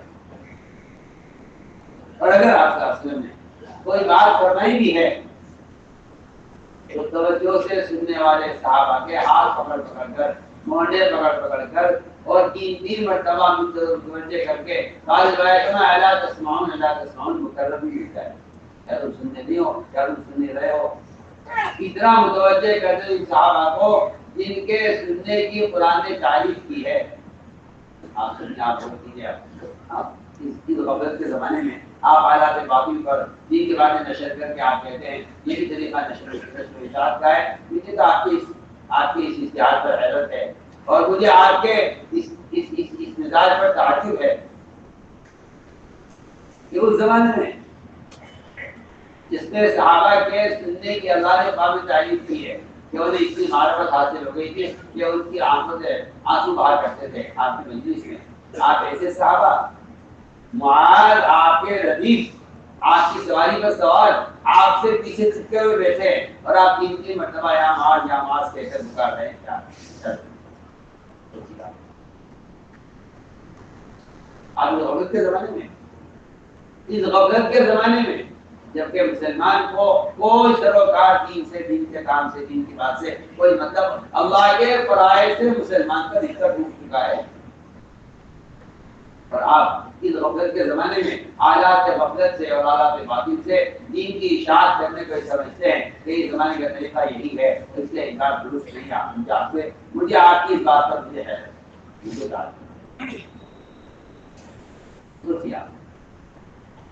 اتنے توجہ سے بات سننے والے صحابہ جن کے سننے کی اللہ قرآن میں آیتیں نازل کر رہے ہیں، ان کے سننے کی کیفیت کو بیان کرنے کے لیے ان کو آپ صلی اللہ علیہ وسلم ہاتھ پکڑ کر متوجہ کر کے، عمر رضی اللہ عنہ ہاتھ پکڑ کر خون سلاتے ہاتھ پکڑ کر.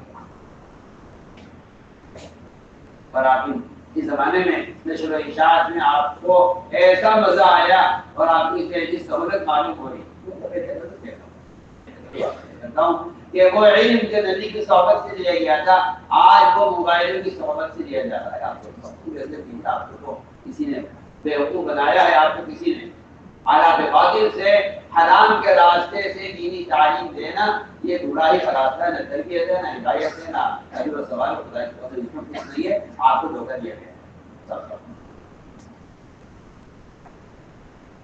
آپ آن لائن تعلیم میں تصویر دیکھ رہے ہیں اور آپ علم حاصل کر رہے ہیں، آپ حرام کام میں مشغول ہیں اور آپ کو دھوکہ دیا جا رہا ہے کہ یہ بھی تعلیم کا طریقہ ہے. میں کہتا ہوں کہ آپ نبی کے طریقہ تعلیم سے ہٹ کر میلوں کوسوں دور نکل چکے ہیں اور آپ کو رواج اندھا کیے ہوئے ہیں اور آپ کا خیال یہ ہے کہ کوئی زمانے کے ساتھ مخصوص نہیں ہے کوئی طریقہ. آپ نبی کے طریقہ تعلیم کو بدل کر کہتے ہیں کہ زمانے کے ساتھ معاملہ چلتا ہے، کسی زمانے کے ساتھ کوئی طریقہ مخصوص نہیں ہے. میں کہتا ہوں گمراہی سے کہتے ہو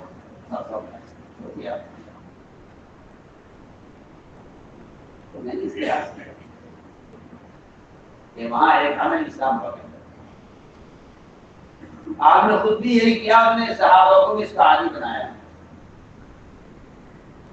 کہ مومن کا اسلام ظاہر ہونا چاہیے، مومن کا اسلام ظاہر ہونا چاہیے، مومن کا اسلام ظاہر ہونا چاہیے. اسی لیے میں نے عرض کر دیا کہ ایک صاحب نے آ کر کہا تھا کہ میں قرآن کی زیارت کرنا چاہتا ہوں، کوئی پرانا مخطوطہ الگ سے کسی بار لکھا ہوا ہو. عثمان نے قرآن لکھوایا تھا، قرآن لکھوائے تھے اور مسجد نبوی کے اندر ایک ستون تھا اس قوان ہے مصحف، اس کا نام تھا قوان ہے مصحف. خاص ستون میں لکھا ہوا تو قوان ہے مصحف. اور اس لیے تھا تاکہ دور سے لوگ دیکھ لیں ستون کو، اور اس ستون کے نیچے ایک بڑا صندوق رکھا رہتا تھا، اس صندوق کے اندر قرآن ہوتے تھے تاکہ دور سے آدمی دیکھ لیں کہ قرآن یہاں رکھا ہے.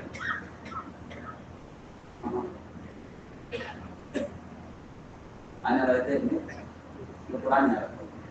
اب تو آپ کو ایسے ایسے لوگ ملیں گے جن کا خیال یہ ہوگا بھائی قرآن تو زمانے کا طریقہ ہے، جب زمانے کا طریقہ ہے آپ ساتھ میں زمانے کا بات کا، جب یہ ترقیات نہیں ہوگی اب تو ترقی ہو رہی ہے. یہاں ترقی پر نہیں ہے، آپ تنزلی پر ہیں، آپ تنزلی پر ہیں، آپ ادب کی طرف نہیں جا رہے ہیں، آپ بے ادبی کی طرف اور قرآن کی بے حرمتی کی طرف جا رہے ہیں. آپ کو احساس آپ کو مردہ ہو چکا ہے، آپ کو ننگی فلموں میں قرآن رکھنا اچھا لگتا ہے. مجھے اس بات پہ حیرت ہوتی ہے کہ ہر زمانے کو سامنے رکھ کر چل رہے ہیں لوگ، اور ہر قدم پر ہر دن محمد صلی اللہ علیہ وسلم اور آپ کے صحابہ کے طریقوں سے دوری ہو رہی ہے. ایک صاحب نے کہا کہ ہم قرآن دیکھنا چاہتے ہیں، کوئی ٹائم ہے کہ شاید کوئی وقت لکھا ہوا ہے قرآن کو زمانے کا سامنے سے گزرتا ہے کسی جگہ کہ کوئی آدمی آ رہا ہے تو یہ قرآن ہے. جسے قرآن دیکھنا ہو وہ اس کو دیکھنا.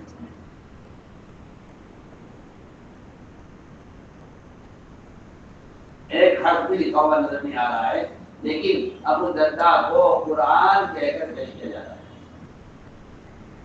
ابو الدرداء کو قرآن کہہ کر پیش کیا جاتا ہے. اگر قرآن دیکھنا چاہتے ہو ابو الدرداء کو دیکھیں. بات اصلی ہے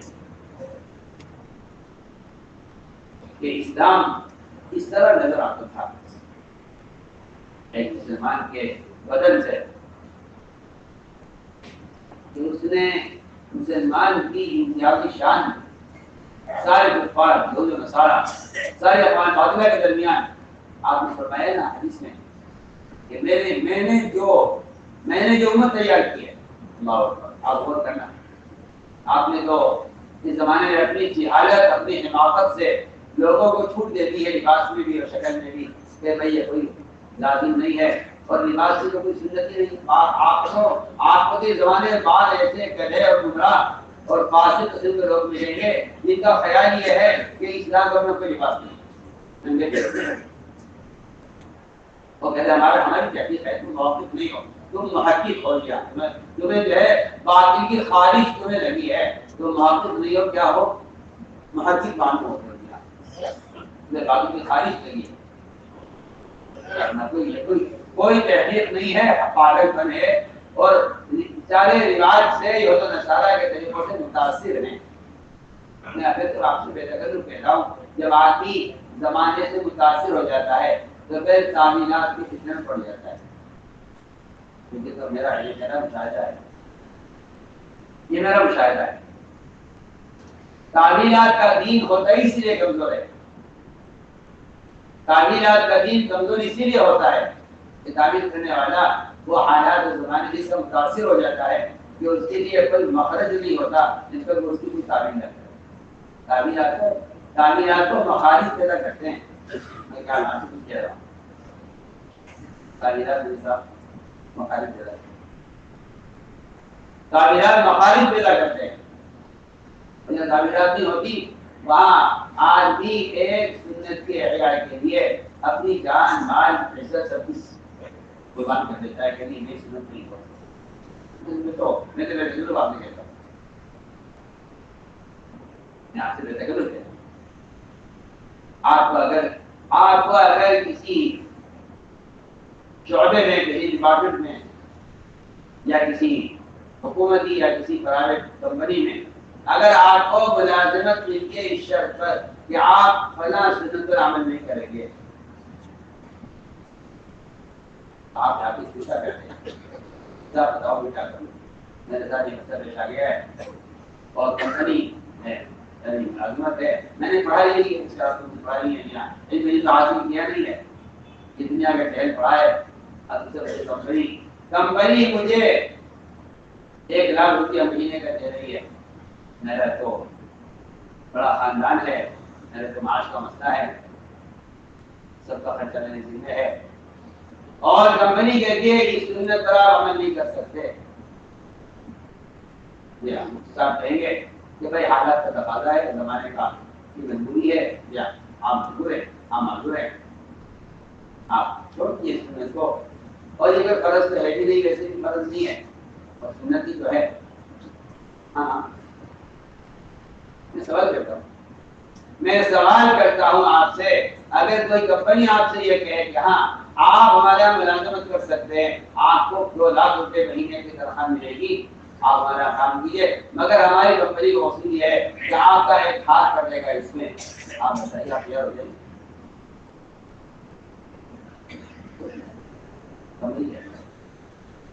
ہماری کمپنی میں آپ کو ملازمت ملنے کی شرط یہ ہے کہ آپ کا ایک ہاتھ اس میں کٹے گا. بتائیے, اس کے بعد اس کی ماں, اس کے بھائی, اس کا قبیلہ, اس کے خاندان والے کوئی کہنے کا ہاتھ کٹوا دو ہاتھ, تو کوئی اس سے کلیئر ہو جائے گا. صحابی کا کہنا زمین دون دینی, یہ مطلب اس بات کا تھا کہ اگر آپ ہم سے دین کے بارے میں ہم سے ہماری کوئی چیز آپ کاٹ کے ختم کرنا چاہتے ہیں تو آپ ہمارا آگے کاٹ سکتے ہیں, لیکن آپ ہمیں ہمارے دین کا ایسا نہیں کاٹ سکتے. زمین دون دینی اس کا مطلب یہ تھا, صحابہ کا اعلان یہ تھا, زمین دون دینی.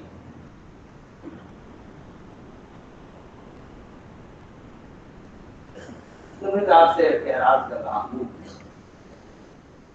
کہ یہ مزاج مسلمان کا بنا دیا گیا بالکل عام عمومی طور پر. تصاویر مطلب یہ ہے کہ آپ کو اگر 50,000 روپے کی ملتی ہے ملازمت سنت کو چھوڑ کر, اور 20,000 کی ملتی ہے سنت کے ساتھ, تو آپ 20,000 کی ملازمت چھوڑ کر 50,000 کی ملازمت آپ دیں گے. حالانکہ اسلام کی سنت جاری کی جانے دیجیے, 50,000 ملیں گے مجھے. آپ نے ایک سنت کو 30,000 روپے میں بیچ دیا ہے. آپ لوگوں میں مجرم میں شامل ہیں, جو لوگ دین کو بیچتے ہیں دنیا کے لیے, اس مجرم میں آپ شامل ہیں. اس کو قرآن نے صاف کہا ہے. خدا سے پھر دیکھ لوں بات کروں.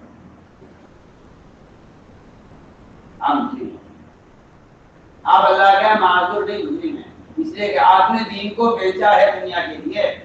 دنیا کو بیچنا دین کو بیچنا دنیا کے لیے, اس کا مطلب ہی یہی ہے کہ آپ اپنی کمپنی یا حکومت کے قانون کی وجہ سے اس سنت کو چھوڑ دیں. آپ نے دین کو بیچ دیا دنیا کے لیے, اس کے علاوہ کوئی اور راستہ, کوئی اور بات نہیں.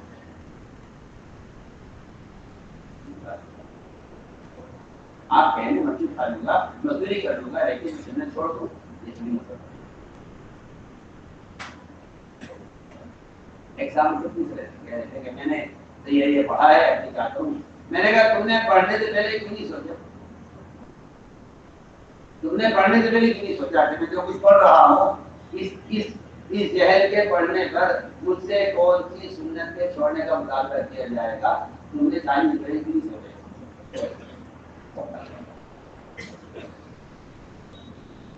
مسلمان کے دماغ میں اٹھا دیا گیا ہے کافروں سے لڑنے کو جہاد کہتے ہیں. حالانکہ جہاد ایک سنت کے احیاء کے لیے کوشش کرنا, اس سے بہتر, اس سے اچھا کوئی جہاد نہیں.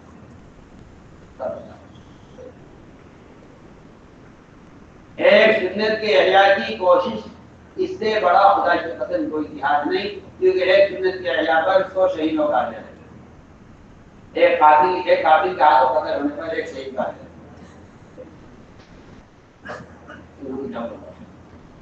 یہاں تو بغیر قتل ہوئے 100 شہیدوں کا اجر ہے. حدیث ہے, میں تو پہلی بات نہیں کر رہا. ایک دن کیا یار کتنے 100 شہیدوں کا اجر ہے بغیر قتل کے. اور وہاں کافر کے ہاتھوں اگر قتل ہو جائیں آپ, تو آپ کو ایک شہید کا اجر ملے گا.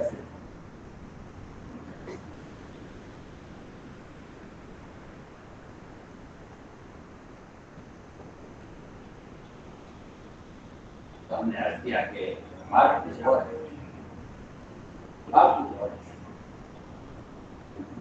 بات یہ ہے کہ مسلمان وہ یہ سوچتا ہے کہ کوئی راستہ نکالو, کوئی تعمیر کرو, زمانے کے حالات کے اعتبار سے.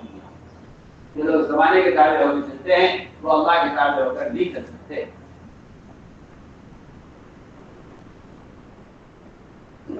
کہ اگر آپ سے اس کا مطالبہ کیا جاتا ہے کہ آپ اس دنوں کو چھوڑ کر آئیے ہماری شرط ہے تو آپ سمجھ لیجئے کہ آپ سے کہا جائے کہ آپ نہ فلاں انگور کاٹ لیجیے تو آپ ہمارا مدد کر سکتے ہیں. بتائیے آپ اس سے تیار ہو جائیں گے؟ ایک نہیں کاٹ دیں گے، ایک نہیں کریں گے.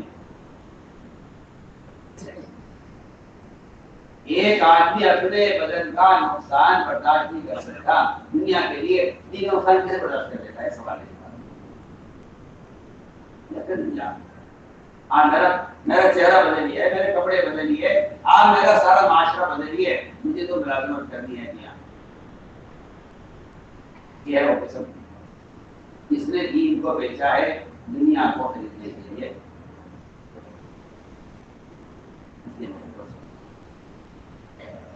ہمیں سوچنا چاہیے کہ ایمان واقعی ہوتا جو مسلمان کے یہودیت سے نظر آتا ہے. اور سامنے حادثہ میں ایک عنوان قائم کیا ہے، ایمان کہتے ہیں اس کا کمال. اس میں 7 آدمیوں کا واقعہ نقل کیا. 7 آدمیوں کی جماعت تشکیل کر کے لائے گئی. 7 آدمیوں کی جماعت تشکیل کر کے لائے گئی کیونکہ اس امت کے خیر ہونے کے لیے 2 شرطیں ہیں. اس امت کے خیر و کے لیے 2 شرطیں ہیں. پہلی شرط یہ ہے کہ آپ خود جا کر دعوت ہیں. میں بالکل بے تکلف کہہ رہا ہوں، آپ کو اعتراض ہے تو آپ کی رائے میں کیا علامت ہے. پہلی شرط اس امت کے خیر و ہونے کے لیے پہلی شرط آپ خود جا کر لوگوں کو دعوت دیں. اس کے بغیر آپ کا شامل نہیں کرتے، چاہے آپ ذکر کرتے ہوں، تلاوت کرتے ہوں، تحقیق پڑھتے ہوں، عبادت کرتے ہوں، حج عمرے کرتے ہوں، آپ جتنے بھی نیک ہوں، مگر آپ اس امت میں شامل نہیں ہو سکتے اور خیر امت کی فضا کو حاصل نہیں ہو سکتی جب تک آپ خود جا کر لوگوں کو دعوت دیں. اوکی پکی بات. حضرت کا قول ہے، میں تو کوئی اپنی ساری باتیں نہیں کر رہا ہوں. حضرت کا قول ہے اسی طرح ہے کہ اللہ نے ہمیں انتم خیر امت نہیں فرمایا، تم خیر امت فرمایا. اور لوگوں کو خود جا کر اس پر آمادہ کرنا، لوگوں کو خود جا کر دوسرے سے بجانے کی کوشش کرنا، یہ ہمارے خیر امت ہونے کے لیے شرط ہے.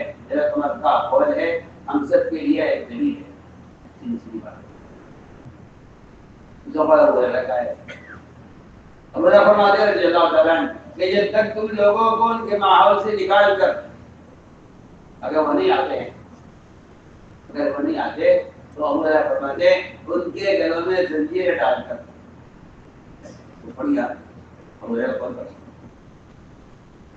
ان کے گلوں میں زنجیر ڈال کر تم انہیں ان کے ماحول سے. میں کہتا ہوں زنجیر ڈالنے کا مطلب کیا ہے؟ آج کو کسی گڑھے میں کسی کونے میں گر جائے تو آپ اس کو رسی تھماتے ہیں کہ تم اس کو باندھ لو اپنے سے اور اس کو پکڑ لو، تھام لو، ہم تم اوپر کھینچیں گے. میں کہتا ہوں کہ اس ابو ہریرہ کے اس قول کا اصل مطلب یہ ہے. وہاں کافروں کے بیڑی ڈال کر انہیں لایا جاتا ہے اس لیے یہ کہ ہمارے قدم کے لیے آتے ہیں، اس لیے ہم کو پکڑ رہے ہیں. بلکہ اس لیے تھا کہ انہیں ماحول میں لے کر آؤ. اس زمانے کا طریقہ یہ تھا کہ جس کو جا کے دعوت دی جاتی تھی اس کو وہاں سے نکال کر علم عمل کے ماحول میں، علماء کے حلقوں میں اور مدارس کے اور مساجد اور مکاتب کے ماحول میں بلایا جاتا تھا تاکہ یہاں آ کر اب تو آپ سمجھتے ہیں کہ بھائی یہ تو آنا جانا تو بہت مشکل ہے، اب تو اعلیٰ کے باقی مل گئے ہیں دین کی اشاعت کے لیے، جن کے ذریعے سے بات پہنچ جائے لوگوں تک تاکہ آپ کی گزاری پوری ہو جائے. وہ تو آ کے خیر مت ہونے کے لیے میں 2 شرطیں بتا رہا ہوں. کچھ جا کر دعوت دینا اور دعوت دے کر لوگوں کو ماحول سے نکالنا، یہ اصل چیز ہے. ایک جماعت گئی ایک علاقے میں، انہوں نے جا کے وہاں کے لوگوں کو دعوت دی اور دعوت دے کر کہا کہ آپ چلیے ہمارے ساتھ، یہاں سے نکلیے. وہاں سے لے کر چلے اور پورے سفر میں مدینہ آنے تک مدینہ منورہ آنے تک ان 7 آدمیوں پر اس کی محنت کی گئی. کتنی محنت کی گئی ان کے ایمان پر، ان کے اعمال پر، اور یہاں تک کہ ان کی عہدیوں کا ایسا بدلا گیا، ان کی عہدیوں کا ایسا بدل دیا گیا کہ آپ صلی اللہ علیہ وسلم نے دودھ سے دے کر پہچانے کے ایمان والے. عہدیے سے پہچانے. آپ تو اپنے ایمان کا ثبوت نماز سے پیش کرنا چاہتے ہیں. میں مومن ہوں. آپ اپنے ایمان کا ثبوت اس روزے سے پیش کرنا چاہتے ہیں جو روزہ دیکھنے سے نظر نہیں آتا.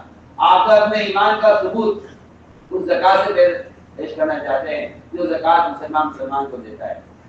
آپ نے کبھی خیال نہیں کیا کہ میرے ایمان کے ظاہر کرنے کے لیے جو اہمیت نماز کی ہے وہ اہمیت لباس کی ہے. آپ کو اس سے اندر کیا گیا ہے کہ کوشش کر کے آپ کو یہودی بنایا گیا ہے کہ آپ کے لباس کی کوئی قید نہیں ہے تاکہ آپ نماز پڑھے روزہ رکھیں مگر دیکھنے میں یہودی معلوم ہو. یہ مسلمان پر اس کی برسوں کوشش ہوئی ہے پر ایسے کام سے تھوڑی ہو گیا ایسا. جی ہاں، مسلمانوں میں ایسے یہود و نصارہ کو چھوڑا گیا ہے جنہوں نے اپنی شکلیں علماء کی صلاح کی بنائی، انہوں نے اسلام کا لبادہ پہنا اور آ کر مسلمانوں نے اس بات کی پوری کوشش کی ہے کہ اسلام کی کوئی خیر، اسلام میں لباس کی کوئی خیر نہیں ہے، آپ نے ظاہر بات استعمال کر سکتے ہیں. میں کہتا ہوں یہ وہ یہود و نصارہ کے ایجنٹ ہیں جنہیں مسلمانوں کے درمیان اپنے آپ کو عالم اور محقق کہہ کر مسلمانوں کو گمراہ کیا ہے. میں آپ سے بالکل بے قدر بات کرتا ہوں. آپ دھوکے میں آئے، آپ کو اگر کوئی شخص کسی خلاف سنت کا کوئی آپ کو متبادل پیش کر رہا ہو تو آپ سمجھیے کہ دین کا دشمن ہے. اس بات آپ نوٹ کر لیجیے. اگر آپ کو کوئی آدمی کسی زمانے میں سنت اور صحابہ کے طریقے کے مقابلے میں کوئی طریقہ آپ کو پیش کر رہا ہے تو آپ سمجھیے کہ یہ اسلام کا دشمن ہے جو اسلامی لباس پہن کر اور جو اپنی کسی عالم اور شیخ کی شکل بنا کر آیا ہے یہ اسلام کا دشمن. ہم تو جواز سے بھی نفرت کرتے ہیں سنت کے مقابلے میں. ہم جواز سے کیا کرتے ہیں؟ نفرت کرتے ہیں. جائز چیز سے نفرت ہونی چاہیے سنت کے مقابلے میں، تب کہا جائے گا کہ آپ کو سنت سے محبت ہے. تب آپ کو جائز کام چھوڑنا پڑے گا سنت کے لیے. جائز کام چھوڑنا پڑے گا سنت کے لیے. یہ جائز ہے مگر سنت نہیں چھوڑ دو. جس طرح جواز کے مقابلے میں حرام کو چھوڑنا ہے اس طرح سنت کے مقابلے میں جواز کو چھوڑ دینا چاہیے.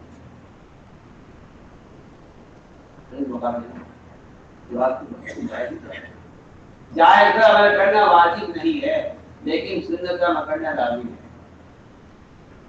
یہ کیا بول رہا ہے؟ جائز کا عمل کرنا لازمی ہے. جائز کا عمل کرنا واجب نہیں ہے مگر سنت کا عمل کرنا لازمی ہے. اگر آپ کو اختیار دیا جائے کہ سنت یہ جائز ہے تو آپ کو سنت کے لیے جائز کو چھوڑ دینا چاہیے. اس طرح آپ کو اختیار دیا جائے کہ یہ جائز ہے یا حرام ہے تو آپ کیا کریں گے؟ آپ حرام کو چھوڑیں گے جائز کے مقابلے میں. اس طرح آپ جائز کو چھوڑیں سنت کے مقابلے میں. میں نے عرض کیا کہ آپ کے پاس یہ جماعت آئی، آپ نے ان کے دوسرے جگہ پہچان لیا ان کا حدیث سے، ان کا حدیث سے پہچان. اس لیے کہ احادیث کے اندر مسلمان غیر مسلم کے درمیان کا جو فرق بیان کیا گیا ہے وہ حدیث سے بیان کیا گیا. جو فرائض ہے نا، فرائض یہاں سے لوگوں کو دھوکہ لگا ہے. یہاں لوگوں کو دھوکہ لگا ہے. لوگ یہ سمجھے کہ کافر مسلمان کے درمیان فرائض کا فرق ہے. کسی بول رہا ہوں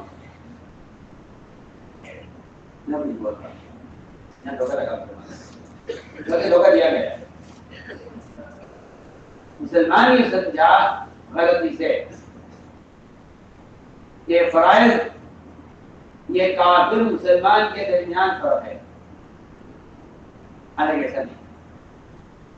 فرائض جو ہے فرائض نماز روزہ حج زکات شہادتین گواہی یہ جو 5 چیزیں ہیں یہ تو کفر اسلام کے درمیان فرق ہے. یہ کفر اسلام کے درمیان فرق ہے. یہ کفر اسلام ہم کچھ کہہ رہا ہوں یہ فرق کفر اسلام کے درمیان کا فرق ہے. سوال کفر اسلام کے درمیان کا فرق کا نہیں ہے. سوال کافر مسلمان کے درمیان کا فرق کیا ہوتی ہے. سوال اس کا ہے کہ کافر اور مسلمان کے درمیان کا فرق ہے. ہاں وہ فرق صرف فرائض کے ادا کرنے سے نہیں ہوگا. پکی چکی بات ہے. آپ نماز پڑھیں روزہ رکھیں زکات دیں آپ کے اور کفر کے درمیان تو فرق ہو گیا ہے لیکن صرف فرائض کے ادا کر دینے سے آپ کے کافر کے درمیان فرق نہیں ہوتا. بات ہے اس میں کیا آپ کا حلیہ کافر کے مشابہ ہے یا آپ کا حلیہ مسلمان کے مشابہ ہے. اگر آپ کا حلیہ مسلمان کے مشابہ ہے تو آپ اسلام عملی اسلام پیش کر رہے ہیں اور اگر آپ کا حلیہ کافر کی طرح ہے تو آپ کفر کا حلیہ پیش کر رہے ہیں. اگر آپ کا لباس کافر سے ملتا ہے تو آپ اپنے آپ کو کافر بنا کر پیش کر رہے ہیں. میں آپ کو بالکل بے شکل لباس کر رہا ہوں. آپ اس سے انکار نہیں کر سکتے. بعض روایتوں میں تو مشرک ہونے کے درمیان عمامے کا فرق ہے. عمامے کا فرق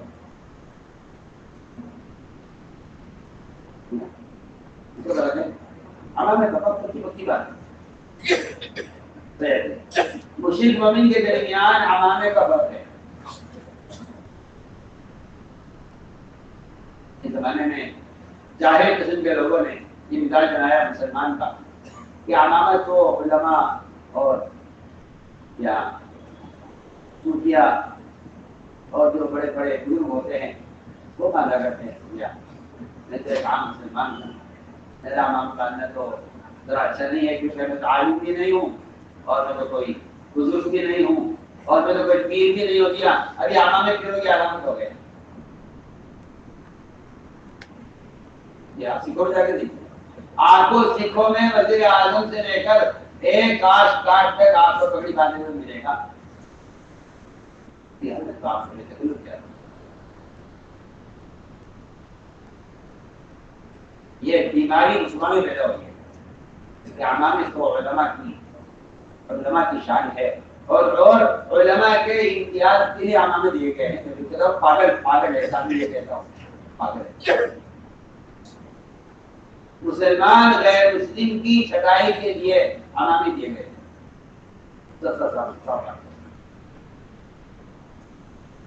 روایت کے ذریعے کہ مشرکوں کے درمیان فرق یہ ہے کہ مشرک کی ٹوپی پر عمامہ نہیں ہوگا اور مومن کی ٹوپی پر عمامہ ہوگا. اسلام کا وقار اسلام کی عزت عمامے کے اندر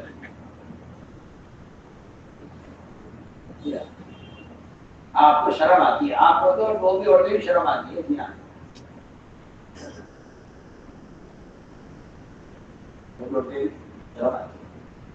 کیونکہ آپ کو غیر مسلم کا طریقہ اتنا اچھا لگا ہے کہ آپ غیر مسلم کے طریقوں کے آپ اتنے عادی ہو گئے ہیں کہ آپ کو سنتوں سے نفرت اور ان کے غیروں کے طریقوں سے محبت ہو گئی ہے. یہ ایمان فکر کو خلاف ہے. آپ نماز پڑھتے ہو روزہ رکھتے ہو زکات دیتے ہو یہ آپ کے اسلام کے درمیان کا فرق ہے. آپ کے کافر کے درمیان کا فرق یہ نہیں.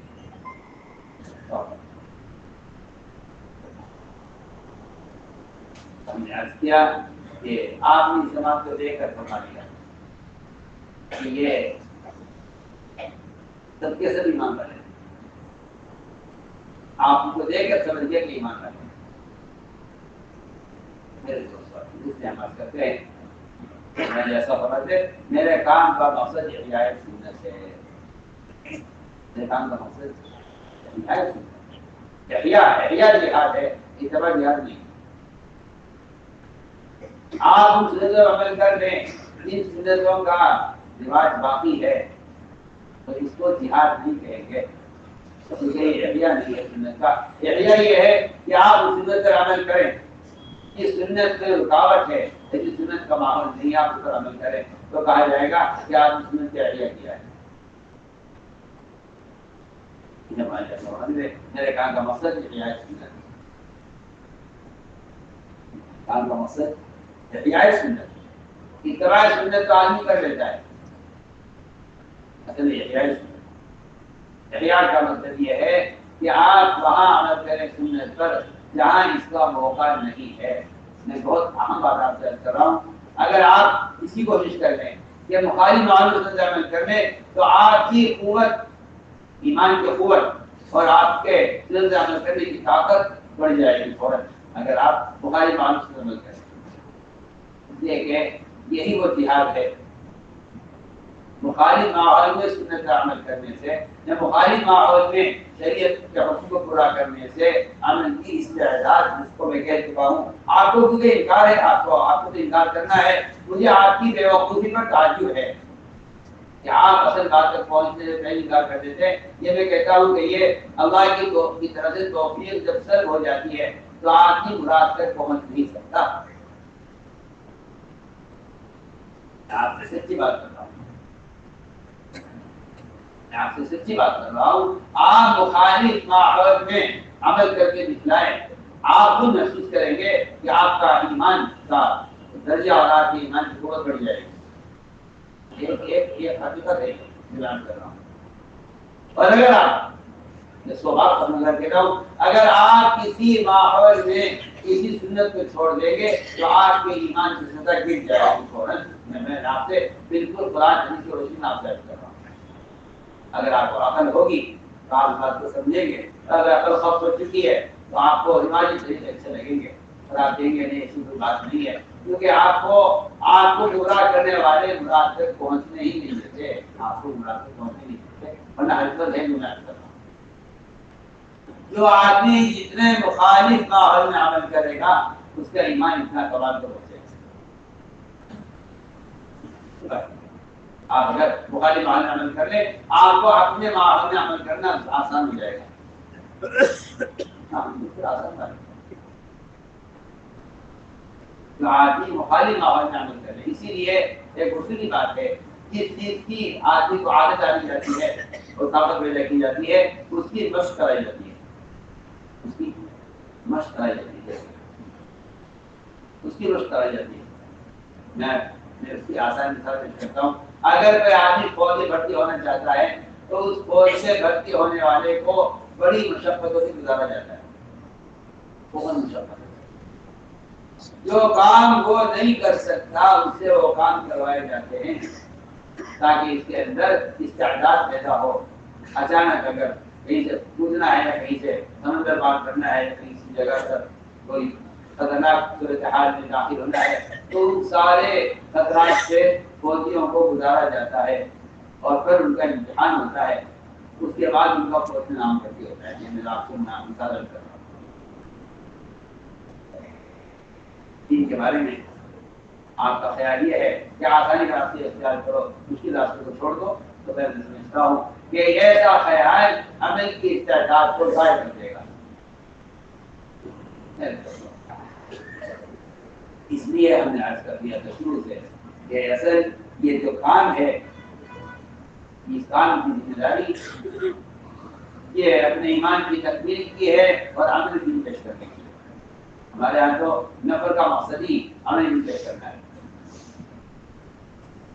خروج کا مقصد عمل بھی پیش کرنا ہے۔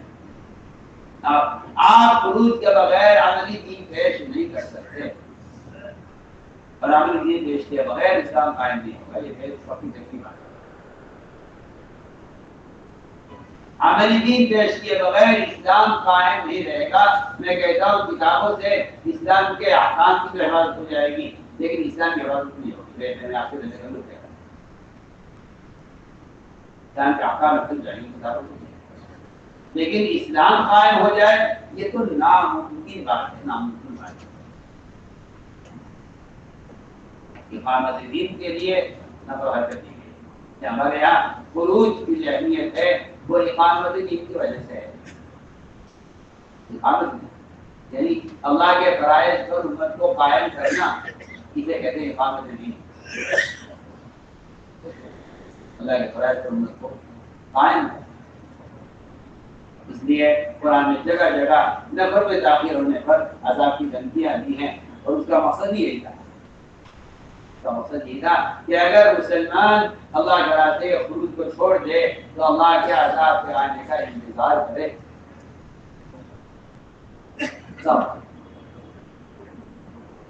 ساری مصیبتیں اور ساری مصیبتیں اس لیے آ رہی ہیں کہ مسلمان دعوت کے طریقے کو چھوڑے ہوئے، اس لیے پورا مطلب اس کا یہ اس سے عزم کرے کہ انشاءاللہ ہر سال 4 مہینے ہمیں اور ہر سال 6 مہینے ہمیں اسلام کے لیے حفاظت کرنے ہیں۔ اس سے کہ کوئی شک نہیں ہے کہ جس طرح نماز کے لیے حفاظت کرنا ضروری ہے، اس طرح ہم کرنا چاہتے ہیں کہ اس دعوت کے فریضوں کو ادا کرنے کے لیے بھی اپنے وقت کو حفاظت کرنا ضروری ہے۔ یہ اپنے آپ کو صحیح کرے، ہمت کر کے فرمائیں، اس لیے ہر سال 4 مہینے 6 مہینے فرمائے ہر سال 6 مہینے، ہر سال 6 مہینے، ہر سال 6 مہینے، 200 سال ماشاءاللہ، ہر سال 6 مہینے، ہر سال 6 مہینے، 200 سال کی نقد جماعت ماشاءاللہ، لاتور کی نقد جماعت 200 سال، ہر سال 4 مہینے، ہر سال 4 مہینے، ہر سال 4 مہینے، ہر سال 4 مہینے، ہر سال 6 مہینے، جی 5 ماہ کی نقد جماعت وہاں سے مہاراشٹر ممبئی سے نقد اور دہلی سے نقد 5 ماہ کی جماعت اور فرمائے نقد کی جماعت پیش فرمائے اور نقد 4 ماہ کی 5 ماہ کی جماعتیں پیش فرمائے۔ ماشاءاللہ ہمت کریں، بیٹھے رہیں ساتھی سے تو ساتھی تھا بیان عالم امیر حضرت جی مولانا سعد صاحب کا۔ اس بیان کے متعلق آپ کی جو بھی رائے ہو آپ اپنی رائے ہمارے ساتھ ضرور شیئر کریں۔ پھر ملیں گے اسی طرح اور کے نئے بیان اور کے نئے اپڈیٹ کو لے کر۔ جب تک آپ حضرات اپنی دعاؤں میں ہمیں یاد رکھنا۔ اب آپ لوگ ہمیں دے اجازت۔ السلام علیکم ورحمۃ اللہ وبرکاتہ۔